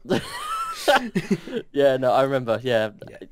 That unfortunately, it was a downfall for Philippe's, but he's almost in the 300 club. So well done. Hats off to you, Nico. On we go. Yep, Nico Hulkenberg. Classic Hulk season, marred by reliability problems that Renault suffered all year. And yeah, I'm a driver that I think was nowhere near his limit this year as well. Until a certain Carlos Sainz came into the team. I think it's a decidedly average season for him. I'd give him a 7. Signs of greatness, and then also signs of massive what the fuck. Like you said, reliability is not his friend and hasn't been his friend for a while. Look, I really, really, really like Hulk. He's up there with like some of the best drivers on the grid, and he's just not had opportunity. Some drivers, this is what they go through. They just don't get that opportunity, and it sadly the latter end of Alonso's career, maybe because of bad choice, is doing the same kind of thing. But Hulkenberg deserves a better drive, and I really do hope he gets it. But I agree with you. Standard do you season. Think he waltzed over to the Williams pit box and congratulated Stroll on getting a podium after 8 races, considering his record? Maybe. He must be so pissed off. So pissed off. He is one of the most unlucky F1 drivers going, Nico Hulkenberg. A lot of it's been because of his height. Yeah, he's a big guy, isn't he? Yeah, a lot of drivers that just don't... A lot of teams that just don't want to compromise for him. I think has been a lot of the restrictions, but I think he's going to be pushed a lot harder this season. I think that was one of the things. Reliability, and because he didn't have to work too hard to beat his teammate early on in the season. What did you give him? I gave him a 7. Yeah, same, because I like him. I can't say that, but same. Okay. Carlos Sainz, stunning season. Again, horrible. Just look at that string of reliability problems in both cars. Yeah, Renault and the Toro Rosso. I think both powered by Renault. Yeah, it's very true. I think he performed brilliantly. You can see the switch over though, almost. Like as soon as he knew who was going, his form kind of picked up a little bit. I know he had some reliability, but still the positions went well at the second part of the season. I guess the 4th in Singapore was stunning. Yeah. And a lot of retirements. to score that amount of points in the Toro Rosso, considering all their other drivers combined scored 5 points. It shows his quality. He's the son of a rally driver. Why can't he? Yeah, he's up there, and he's one of the ones who are going to shine. Hopefully, brilliant ambassador for Spain. So, viva la España! Yeah, I'd give him an 8 this season. I think he was brilliant. Same. Esteban Ocon. Esteban. Stunning opening season. I'm using that word a lot, but I hold this guy in such high regard. Yeah, I really think so. Force India in general, we'll get to the teams, I guess, later on. But in general, such great performances. But out of the points once, if you discount the single retirement, is just... He brilliant. is incredible, and he is a force to be reckoned with. He's on the same par as Carlos, as Max Verstappen's, as the Dan Ricciardo's. He is an all-and-out racer, and he's one to watch definitely. And such a good thing for France. Amazing. It's what Roman should have been. So I'm massively impressed with this guy, and I cannot wait to see him in another car. But I think he'll be really racy. If they take him on, take him to heart, the French crowd, when we go back there next year. I hope they'd get behind him. Same. Rating? I'd give him an 8. I'm going to give him a 9. I was close. I think I'll give him an 8.5, and skipping on, I'll give Perez an 8. Yeah, 8 for Perez, 9 for Esteban for me. I'm going to go 8.5. I want to leave myself a bit of wiggle room. Moving on to Perez. Yep. As much as we said about how stupid he was with Ocon at certain points, another pretty much flawless season from him. He's just such a good driver, such a good all-round driver, and it's just such a shame that he hasn't been able to show it. He's been on the podium, he's just missed that opportunity to snatch first in so many different places. He wasn't on the podium this year, obviously, but previously in his other performances with other teams. I think it was Sauber who got up into the podium a couple of times, didn't he? Yeah, he's had podiums every season since 2012 with Force India and Sauber. Did he get one this year? No, he didn't. No, unfortunately. First season for 3 or 4 years that he hasn't. It just shows his class, doesn't it, really? Get a retirement, still beats Esteban. Oh, Esteban had a retirement as well, but still They're beating... both retired, but he had an extra race out of the points. Yeah, he's good driver, definitely. And hopefully, well, they're racing out their fucking skin, aren't they, really? The Force India's It's such a good car as well. It's just they're never going to have the money. But we'll touch on that with the teams. Max Verstappen, what a horrible start to the season that boy had. So many retirements in that group. But still to keep that consistency and that points tally with that many retirements, you don't see that retirement gap until you get down to like the latter end of the past like 11th. You see that many retirements and still to come away with 168 points. Nuts. Yeah, it's 2 fantastic wins towards the end of the season, 2 other podiums, so 2 wins. And when you say that, I never guess. Do you say 2 wins and 2 podiums, or do you say 2 wins and 4 podiums? Because I guess the 2 wins are podiums. I guess it's 2 wins and 2 podiums. Yeah, I think you could go on for ages, couldn't you? Yeah, 2 wins, 2 podiums. Yeah, I think great performance from him. Let down by the car, but I'd give him an 8.5 as well. I'll give him a 7. A 7 for Max. 7.5. I guess we know which of the 2 Red Bull drivers you're a fan of. And on to him now. Moving on to Danny Rick, I think Cracking. a brilliant consistent season from him. Only the single win in Azerbaijan that was kind of gifted to him. But still, massively consistent. Look at all of those 3rd places. Someone would think his driver number is 3. Very good. 8 podiums, 1 win is a pretty successful season for him. And I would give him a 9. I think he was terrific. He was one of the best overtakers all season. And he 9 as well. Showed a much higher level of consistency than Max, I think, this year. He's again on that kind of plane of greatness. And he's one to be reckoned with. I just hope to God that they get that car sorted out, so they can really, really fight for it. But yeah, amazing season. Unfortunately, a couple of retirements, a couple of gearbox problems, but yeah, look at all that orange. Like it's good. It's good. It's almost like it's as good as the top guys, I guess. That's why he's there. Moving on. He was only 5 points behind Kimi Räikkönen at the end. Yeah, which shows you as well. Kimi Räikkönen, second fiddle to Vettel all season long. Yeah. Still a fairly consistent season for him, to be fair. I just, I don't know how someone to come so far up that points tally and doesn't get a win is just nuts. It's just not in his nature anymore, I guess. He's not. I'm going to say it. It's going to offend people. He's not an all-and-out racer anymore. He is literally Mr. Backmarker, and he's happy with that. And that's what I don't like about Raikkonen now. Yeah, I feel if you're not in this, at that age with the experience and the title he has... is he in it because it doesn't pose like a physical threat to him anymore? Like he's not... all the chances are, and you know, he's not going to die in the car. You know, 20 years ago, it wouldn't be worth the risk, would it? No, absolutely not. It's I know you have to say that kind of thing with a pinch of salt because anything can happen, but it's so safe now that he can take the risks and do it. You know, someone who, you know, has just had children and all of this, and you're still racing around a car at 200 mile an hour and for no reason. It's for me, it's a bit of a weird one. I don't know why he's there, but again, people love him, and he's probably a good money maker for Ferrari. Oh, absolutely. He's huge. Yeah. For someone that speaks so little, he probably is worth the most amount of money per word of anybody on the planet. yes. He is just Mr. Meme, isn't he? He's like literally brings us so much joy. The grid would not be the same without him, but I don't know why he's there. No, I mean it's a great shame. 6.5. I give him 7. I still think it was a fairly good performance, and I don't know too many drivers that would do a better job in that car. I guess. But yeah, just completely playing. No. You think he'd be able to step in at this point and be able to compete with Vettel? Yes. No. Yes. I think you underestimate how long... if anything, the next man on this list has shown how much adapting it's taken. Yeah. For even an average drive. Well, he's not an average. Anyway. Mr. Bottas. The second Mr. Bottas.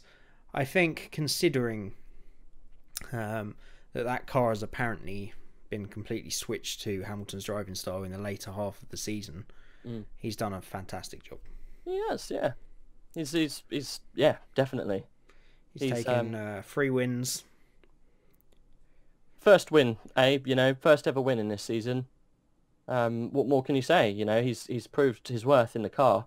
And 10 podiums. I expected more, to be fair, but still, I didn't. You're in learning. His opening season.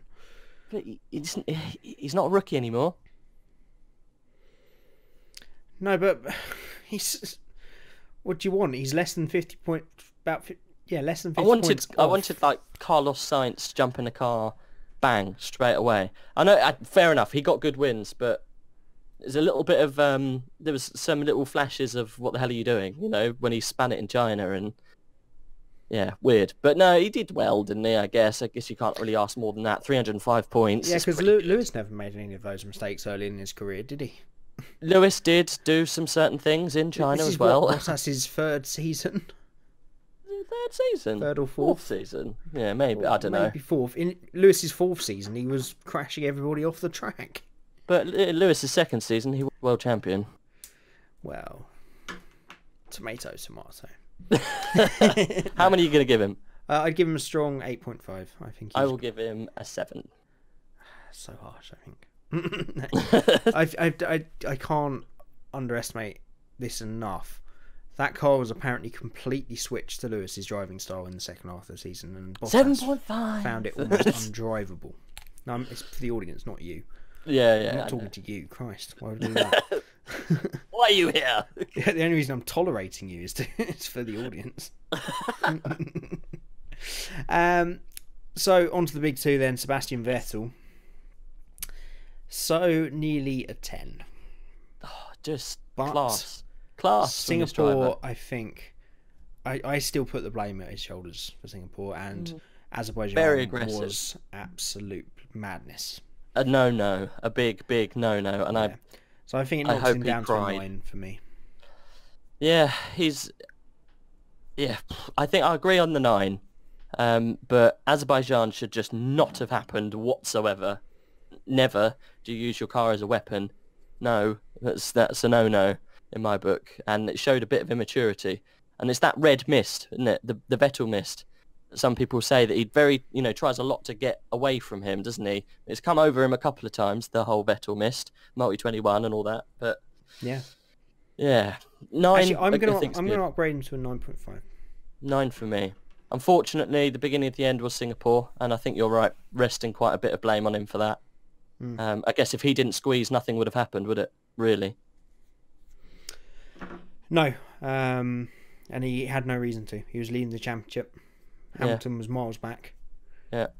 And I think whether Ferrari's mechanical issues were pressure-based because of Singapore, we'll never know.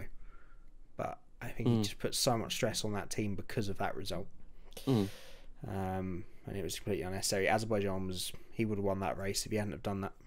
So close to getting up there, but so far away in different areas. Yeah, I mean, a couple of small mistakes. The main issue was Ferrari, not him. Oh yeah. I think a 9.5, and this will surprise you. Lewis Hamilton, I'll give the same 9.5, because I think he struggled a lot early season. I'm going to give Lewis Hamilton an 8. An 8? I think Vettel drove the better season with a blatantly underpowered car. For Vettel to still pip him at the beginning of the season, mainly. Was it underpowered though? Well, they were much the quicker car for most of the season. Whether it be underpowered or under-machined, I don't know. Well, it's unreliable. We can say that. Oh, the puns! I think that's the word you're looking for. No, I'm going to give him a little less than what I gave Vettel. Yeah, he won the championship, and he did it quite comfortably, but I still expected more from him. Yeah. Do you know what I mean? So. I do know what you mean. I think it was the car's fault a bit as well as his early season as to why he struggled. But that do you think this is the beginning of the end of the dominance from Mercedes? I hope so. I think I don't want them to fade away. I want people to challenge them. I think this is definitely a little chip in that very nice trophy cabinet that they got going. It's definitely a little nick that Ferrari have nibbled in, and like Red Bull are just about to start gnawing it as well. So I hope that it is not necessarily the beginning of the end of their form, but I hope it's the beginning of the form of everyone else. That's why we have such a different, outlook on this. Yeah, I don't even mind so much if Mercedes win again next year. I just want more teams competing. I want someone else to win the championship. Yeah, but I mean, if Lewis and Vettel went head to head, and say the Red Bulls are up there as well, and it was a 4 or 5 way title fight. Yeah. If Lewis Hamilton comes out on top, having been the better driver, rather than just having a better car, I don't mind. Yeah, that's what I mean. That's what I'm getting at. Yeah. I don't want Mercedes. Definitely. I don't want the drivers' champion to win it because of the car next year. Yeah. I don't mind about the constructors so much. No. But so are we gonna do best driver for us now, or do you want to do it after teams? Seeing as we're talking about drivers, what's your standout driver of the whole season? I feel like that should be in the awards. Yeah. Okay. No, we'll do that in a minute. Driver of the season award. Clippity clip. I was going to take a quick run through the teams. Yes. Let's. So, Sauber. Well, I think they had a better season. So I'm going to start them off at much better than last year. They did. Yeah, not better than last year. Not on a point scale, but anyway. I'm going to give them start them off with a baseline of 5. Yeah. Yeah, 5. McLaren. Oh, it's got to be about a 3. I'm afraid. 3. Yeah, that's more on Honda than McLaren. Yeah. Right. Let's split that. Honda 3. 0. McLaren 6. McLaren 0. What? McLaren 0. Sorry, Honda 0. Yeah. McLaren. McLaren, I think, is 6 or 7. I think they did a great job. The first 0 we've rolled out today. Well, if it was going to be for anybody, it was either going to be Palmer or Honda. Yeah. God, can you imagine if Jolyon Palmer drives a Honda next year? God help the motorsport world. Haas, I think they had a fairly decent season. They're not improving at the rate they need to, though, to stay in this sport with the backing they've got. I would say a 5, yeah. Toro Rosso, again, this is more on Renault than Toro Rosso. I'd probably say a 5 as well. These guys used to out-qualify the Bulls or outrace the Bulls in some races in the previous years. So it's not a brilliant form, not a brilliant showing from Toro Rosso. And like you say, it's engine-based, I think, really. So yeah, 5 for me. Yeah, it was not good at all. If it wasn't for Carlos Sainz, that tally would be almost non-existent as well. Yeah. Renault, I think a much improved season. I'd give them a solid 7. I think they're going in the right direction. I agree. Williams, this is also on comparison of the seasons before. So it's a decent result for Williams, but I still don't think it was... step. Yeah, absolutely. So I'd 5? give them 6. 5 for me. Okay. Force India, blitzed it again. Give them Brilliant. a solid 8. Same. 8.5, I reckon. They've just the amount that they spend and their facilities compared to the guys that they're just behind. It's just amazing result for them. 4th. To get 4th, these guys hotly fight over it. It used to be, obviously, McLaren, Williams and whatnot used to fight for it as well. But 4th is... How many times have they got 4th now? They've done it quite a few times, haven't they? I think it's either 2 or 3 years in a row. The funny thing about Force India, they have... I think there's only one season that's an exception to the rule, but they've gone forward or equalled in the standings every single year for like the last 10 years. It's just amazing. I hope these guys turn into like a force to be reckoned with. Oh, fuck off. I think they just need... The problem is that the pinnacle they're ever going to get. I just don't see, unless they get a big buyout, which there is talks of next year. Yeah, Audi. I don't think it's Audi. I think it's just another Aston India Martin. group. It's what? Sorry. I think it's just another India group. Oh, is it? That's not Vijay Mallya. Yeah. But well, Vijay's going to make a trunk load of money off the sale of Force India. Oh yeah. No, from what he's done to where it is now was he's just... probably going to need most of it, to be fair, for the court cases. So I don't think he's laughing too much. I think that's actually why he's selling it. Maybe. What did we say? 8? Did you say 8? I said an 8 for Force India. Yeah. Okay. Yeah. Good. Red Bull. I'd say another 8, 8.5. They did well. Do you know what? I would upgrade. I'd say an 8.5 because of the end of the season. I thought that was smashing. Well, my 18th century nobleman. It was smashing. Smashing, old boy. Smashing. I think towards the end they really showed what I hope they can carry into next season, and really shook it up a little bit at the end. Ferrari again let down by Renault. Ferrari, it's such a difficult one. I think they've reached the end of their progression with that chassis. I think they were pushing so hard with certain things that things were going wrong. It's possible. It's difficult to know with that team because they just don't talk to anybody. We had a big rant in a previous podcast about Ferrari, almost to the point where their whole cut-off from social everything is their downfall. Like they're such a backwards F1 team. I don't know. I guess that's how they work. We just have to be grateful. No, we fucking don't have to be grateful they're here. Back it up, Ferrari. Well, that's the thing. They always used to be like that. And then Dominicali turned it completely around. And they became a very open team, and they always said what was going on and gave media access. And now, whether it's because... Do you think it's because they were fighting for it? They were up there and they didn't want anything to get out? Yeah, but they had 2 seasons with Dominicali that they were fighting for the championship. That could be... I think his reasoning could be that he saw what Dominicali did as a distraction. Because it's been like that since he took over. Are you saying that you don't necessarily like the managerial style of Arrivabene? I mean, he's an arsehole. I like what he did with Ferrari at the start and really upped their game. But I think... I just don't know how much of it is down to him. Yeah. The whole media blackout thing, I think, really needs to be assessed. Definitely. As we mentioned in that podcast, I just don't think we need Ferrari that badly. Not anymore. Because they're the ones that are destroying the payment structure that is causing all this issue to the small teams anyway. If Ferrari go, it will open up the whole world of all of these teams for fair distribution, cap the spending level for all of the big teams, and just fucking do it. Like, you know what I mean? You don't even need to cap spending level because that releases, if they're released from the Concord Agreement, that releases about 80-90 million into the prize fund. That's literally how much they're being paid just for being Ferrari. Yeah. It's astonishing the amount they get I think they're called historical payments. It's more than anybody up to like P4, and then they get a prize money on top of that.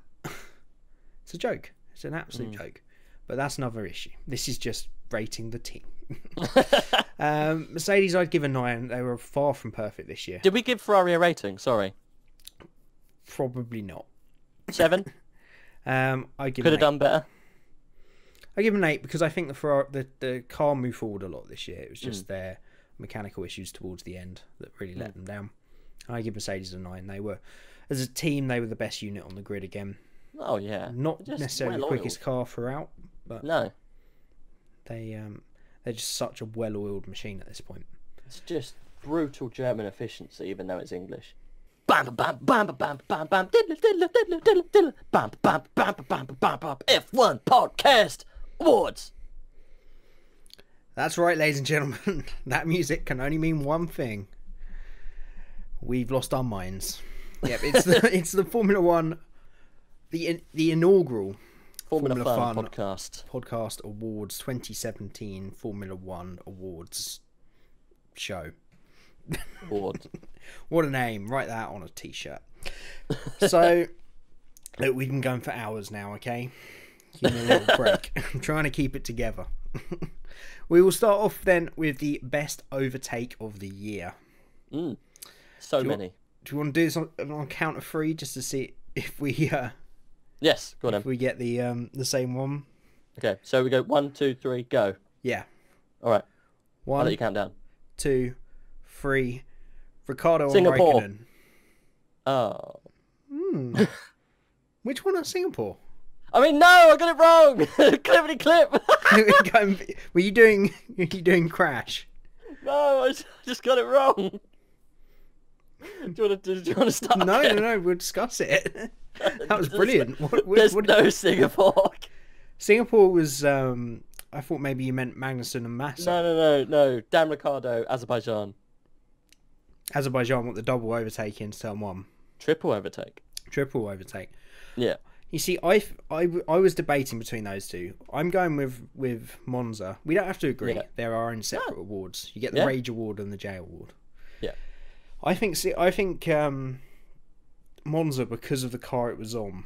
Yeah. No, definitely. Coming from that but far back against 2 Williams and a Force India. It is a Red Bull at the end of the day. It was still an incredible move, but they were all bunched up and he took advantage of the other scrapping. It was a great move, but I think his move on Raikkonen was from so far back. I think he literally just caught him napping, didn't he? But it was just... It's not the first time he's done that. He did that a couple of years ago there. An absolutely insanely far back move. It was mental. I remember watching on TV and just going crazy. Yeah, it was stunning, and not Ricciardo's first on that track as well. He's got a history there. I think one of people's favourites overtakes from 2 seasons ago was Ricciardo on Vettel at that very track. So, Yep, I think both great overtakes, but overtaker of the year is definitely Dan Ricciardo unanimously. Oh, hands down, hands down. So we move on then to the second prestigious award of this very important award show. Dun. Not every time, please. Okay. It's the best radio message of the year. This was really close for me. I changed my mind multiple times, but in the end, I've just got to go with the crowd. Should we do a 3, 2, 1? Yep. 3, 2, 1. Hey, steering wheel! Give me steering wheel! Oh, see, that was my number 2! Mine's... Oh, yeah, I won't pee in your seat. Again, it was super close. The other one that I did strongly consider was just for the... It's almost my moment of the season, but it's not. And it's almost my radio message of the season, was Vettel at Azerbaijan saying, can someone please explain to me why I've got the penalty? Yeah, when did I do dangerous driving? It was just so indicative of his it's like racing instinct that he has to try and deny it. But the seat is just I mean the steering wheel is just a meme, isn't it? It's like, someone give me that steering wheel, because it's Kimi Raikkonen as well. It's so funny, so animated. But yours was the P to C. I love that as well. It was great. It was, Jenson Button at Monaco. Brilliant. Get JB back in, and he just lands us with the absolute golden radio message. It was great. Another one that came close to me as well was Raikkonen when Bottas was in front, and he goes, "How did Bottas get in front?" It's like, "Oh, because he started before you." "Oh, I thought they were the other way around." Kimi, we're racing Lewis, not. I think Kimi hands down some of the best radio messages this year. He was just on almost form. every year. I mean, he's just so good. If he's ever radio. hard up for cash in his later years, he can start a t-shirt company and just print money, print memes, print money memes, memes, fresh money memes, for money. So he's my best person over the radio this year, definitely. Best person, but we're split on the radio message. But that's fair enough. Yeah. Both best moment. They both get our rewards. Then they do. Best crash. Best crash, of course. Biggest or most. It's just surprising. Best crash. I mean, it's only one, really, isn't there? Different on this. It's Singapore. Yeah, Singapore. It was just nuts. Spectacular. That yeah. was right if you haven't seen it, what are you doing? It was right up there with Spa 96. Spa 2012. No, it wasn't bloody Spa 97-8 level or whatever. Yeah, that was. But still, it was pretty mad. That was the worst accident I've ever seen. Yeah, that was bad. Okay, yeah, Spa 12. Yeah. Oh, hands down, crash of the year. Nuts. Okay, we'll go on to driver of. Let's do team of the year first, actually. Yeah. Do you want to do moment, or do you want to do moment right at the end? I think moment's most important. Okay, let's do moment at the end. And I think team. Right, team first. Team first. Okay, you go first. You just do yours first. Winner of the team of the year goes to. It has to go to Mercedes. Purely, I just think they did such a good team job again. They didn't have the fastest car for a long time, but they came back so strongly, and just were so consistent and so reliable. That engine is just something else. It's bulletproof. Yeah, it really is. And you? My best team goes to Force India. Okay. Just such a brilliant performance for the amount of money put in to get that return from that investment. Just is beggars belief for me. I just can't believe that they're consistently improving with that budget. It's nuts. You see, I strongly thought Force India as well. I just don't think they've improved this year. I know what you mean. They may have plateaued. They got podiums last year. They've inherited this fourth. They've not inherited. They've have to work bloody hard to get ahead of the midfield. But they've inherited this fourth place because of McLaren's downfall, which I think makes them seem a little bit better. But I just don't think they can go any further. And I think at times they were laboured this year, but still an unbelievable points tally, as you say, for the money put in. Yeah, and they may well be doing the best team job. You might be right, but I just have to give it to Mercedes, I think. Fair. No, it's fair enough. Okay, driver of the year. Driver of the year. Do you want to do this one first, or do you want to go match our ratings? Yes, will it match the ratings? I can't remember our ratings, so you'll have to tell us. Yeah. This has been decided independently from the ratings, which would essentially give us our driver of the year. Shall I go first this time? Yeah, go for it. My driver of the year, unsurprisingly, is Ocon. Ocon? Yes. He has improved so much. And he's such from last season. Well, you know what I mean. He's had a couple of races in a manner. I know what you mean. I really like him as a driver, and I think he is going to be something special. Fingers crossed. It's one of those weird out there ones, but I really like Ocon, and I think he's got lots to prove. Yeah, I think he's a fantastic driver, and he's really put a lot of.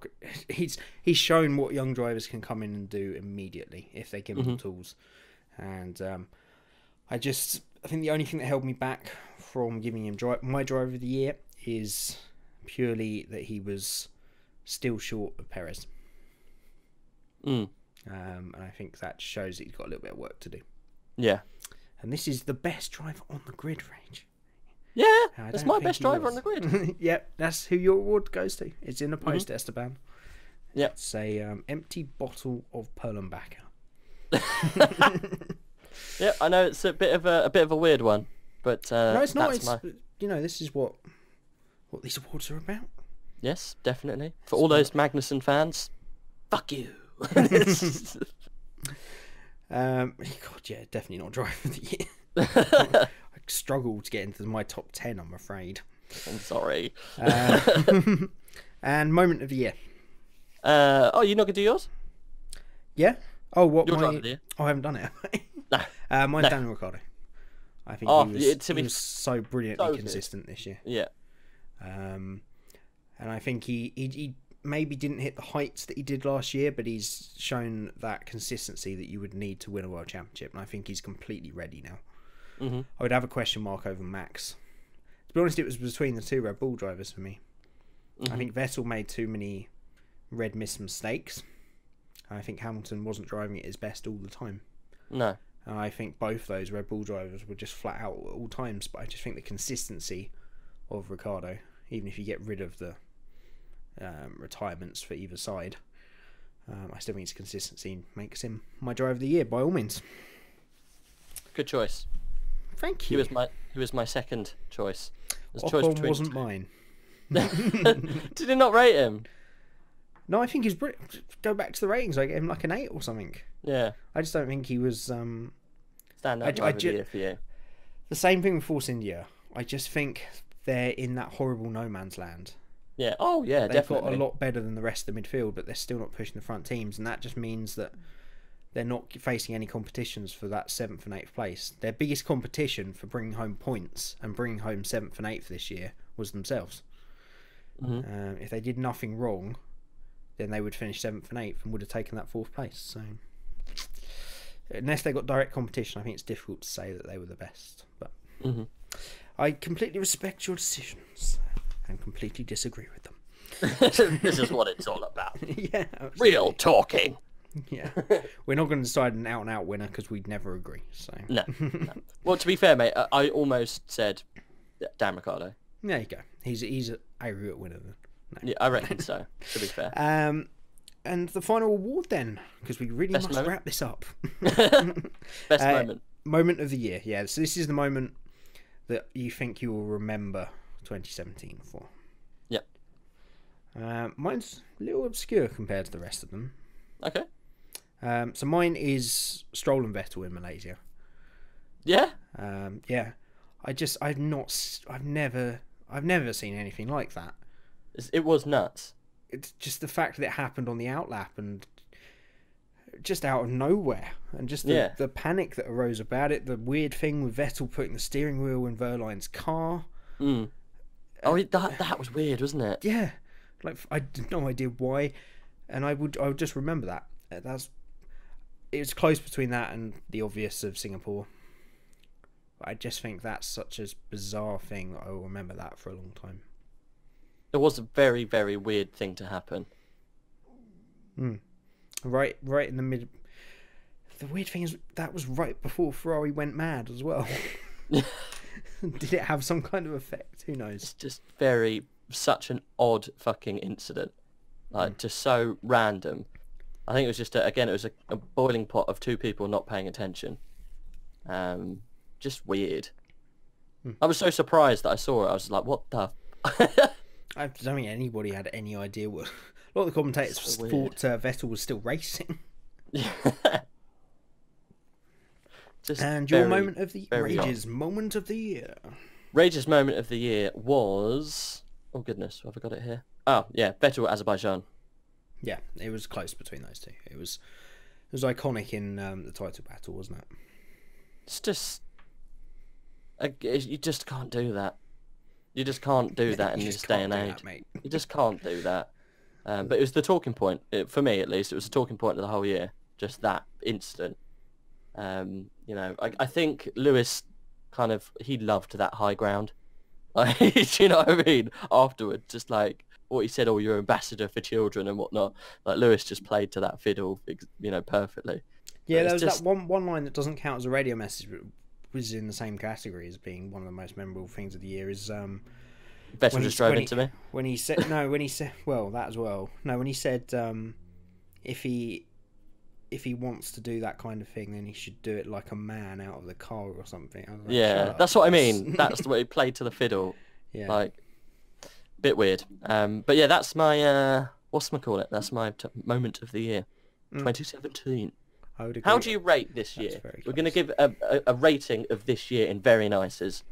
What was this? Are we rating this in the history of F1 or rating it towards next year compared to last year? Let's do hybrid era only.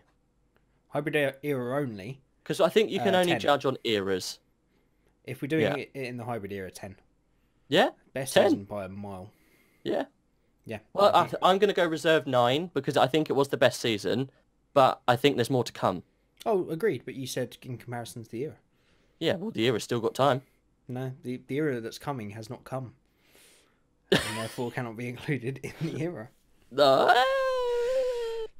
I think if we're going by your logic, probably a 9, but I just think it was such a step forward this year. And this is technically a new era. It is. Because this is era me up, bitch. New cars. And I guess that would be the final point to address then. But do you think the steps made this year, new regulations, have worked? Yes. We did touch on this on our last one a little bit. So, yeah. I think it's a massive improvement. This mid-season, mid-regulation adjustment is worked amazingly well. And at least my final point of the podcast, thank you very much for watching this far, everyone. Goodbye, open cockpits. Well, yeah, we got a tiny little section on that afterwards. But let's just finish up on the changes this year. I think it's been so good to see the drivers working so much harder this year. I don't think it's benefited the racing. There was little facts. Last year there was 880 odd overtakes.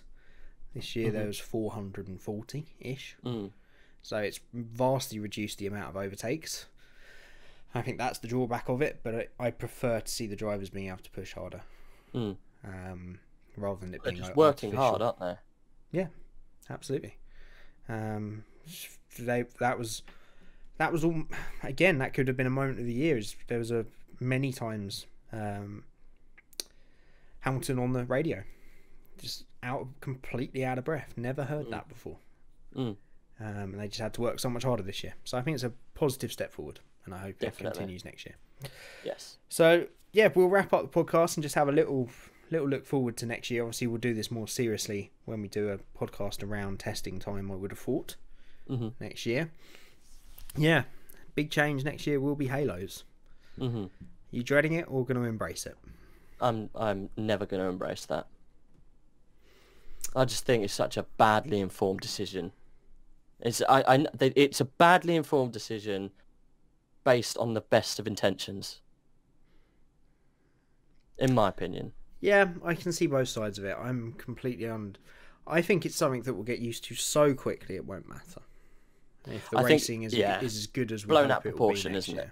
Yeah, like a little, but you know, that whole conversation can open up a massive tin of worms because you know people say, "Oh, it would have saved him," but it wouldn't have saved that. You know, Bianchi wouldn't still be here if that happened. Other people definitely would still be here. You know, Surtees' son. Is it Surtees' son? Was it Surtees' son? Yeah, someone. I think it was. He would still be here if there was a Halo, but he wasn't driving Formula 1. He was in a different racing thing. Well, no, the idea by the FIA is to make it then acceptable for other formulas. If Formula 1's doing it, they'll do it. IndyCar's the big one. IndyCar need to adapt something. Yeah, and of course we'll have the Halo in GP2 next year as well. They won't, though. IndyCar won't follow suit with F1. I think they will. You think? Yeah, I think if it stays in Formula 1 for a few years, they'll have to. And if because they can't risk another big accident happening. I understand your argument, and there'll always be this argument of I wouldn't have saved this person, wouldn't have saved that. There is also no way to know, and that won't matter to the public. So if another big accident or unfortunate life is lost in Indy whilst F1 has the halo. Yeah, they serious questions will be asked. Exactly, they'll not risk that happening. So I think, unless for some bizarre reason Formula One reversed the decision, I think within the next couple of years you'll see it in all other open cockpits as well. Well, hopefully it has a positive. Hopefully it has a positive, effect on the sport. The positive I would like to see from it. There's a guy on Twitter called Sean Bull Design. I've seen a bunch of liveries, and he's done some cool concepts of how they can make the Halo sort of driver themed. Mm-hmm. There is the argument that will make it stand out more. I really like that guy, and I really feel bad for him because a lot of his designs and a lot of his ideas, I've heard at least, that have been stolen from him and posted on F1 media and not given him credit for it. That's true. He's really, really good. This year has changed though. This year has changed massively. He's got quite a few liveries on proper cars now. Mahindra Racing in Formula E are using his livery. I hope he gets he obviously has now, gets a career out of this with what he's doing, because what's his name? Sean Bull. If no one listening has looked at any of this guy's work, Google him, because some of his liveries are amazing, aren't they? Yeah, they're fantastic, and his idea for the Halos was to have them draw same sort of theme as their helmet, which I thought was quite a nice touch. I thought it was wicked. And even have like the leader of the championship has like a golden one or something. Like the yellow jersey. Exactly. Tour de France. Yeah. Yeah. There's things he came up with that as well, didn't he? I think he came up with that. Possibly. Don't know on that one. Cracking memes. He's also going to have a car. He has a concept car he's designed, Formula One concept car that's going to be in the Crew 2 next year. Fair. Random. And he's got a few rallycross designs as well in the WRC. Not WRC, WRX. So he's doing well out of it. He's a great guy. Go check him out. I might put that in the description as well. I'm sure to put a few of his designs credited on the screen at the moment. Fully it's credited. It's going to be interesting. Sorry, go on. I said fully credited. Fully credited. Well, now you mentioned what you mentioned before. I better do. And the final thing, I guess, is do we think... Who do we think is going to win the title? Next year? Yeah. Vettel. Yeah. I think we're going to see a new Vettel next year. I think it's going to be Hamilton again. I hope it is, but I want someone else to win. I don't want it to be. Jenson Button.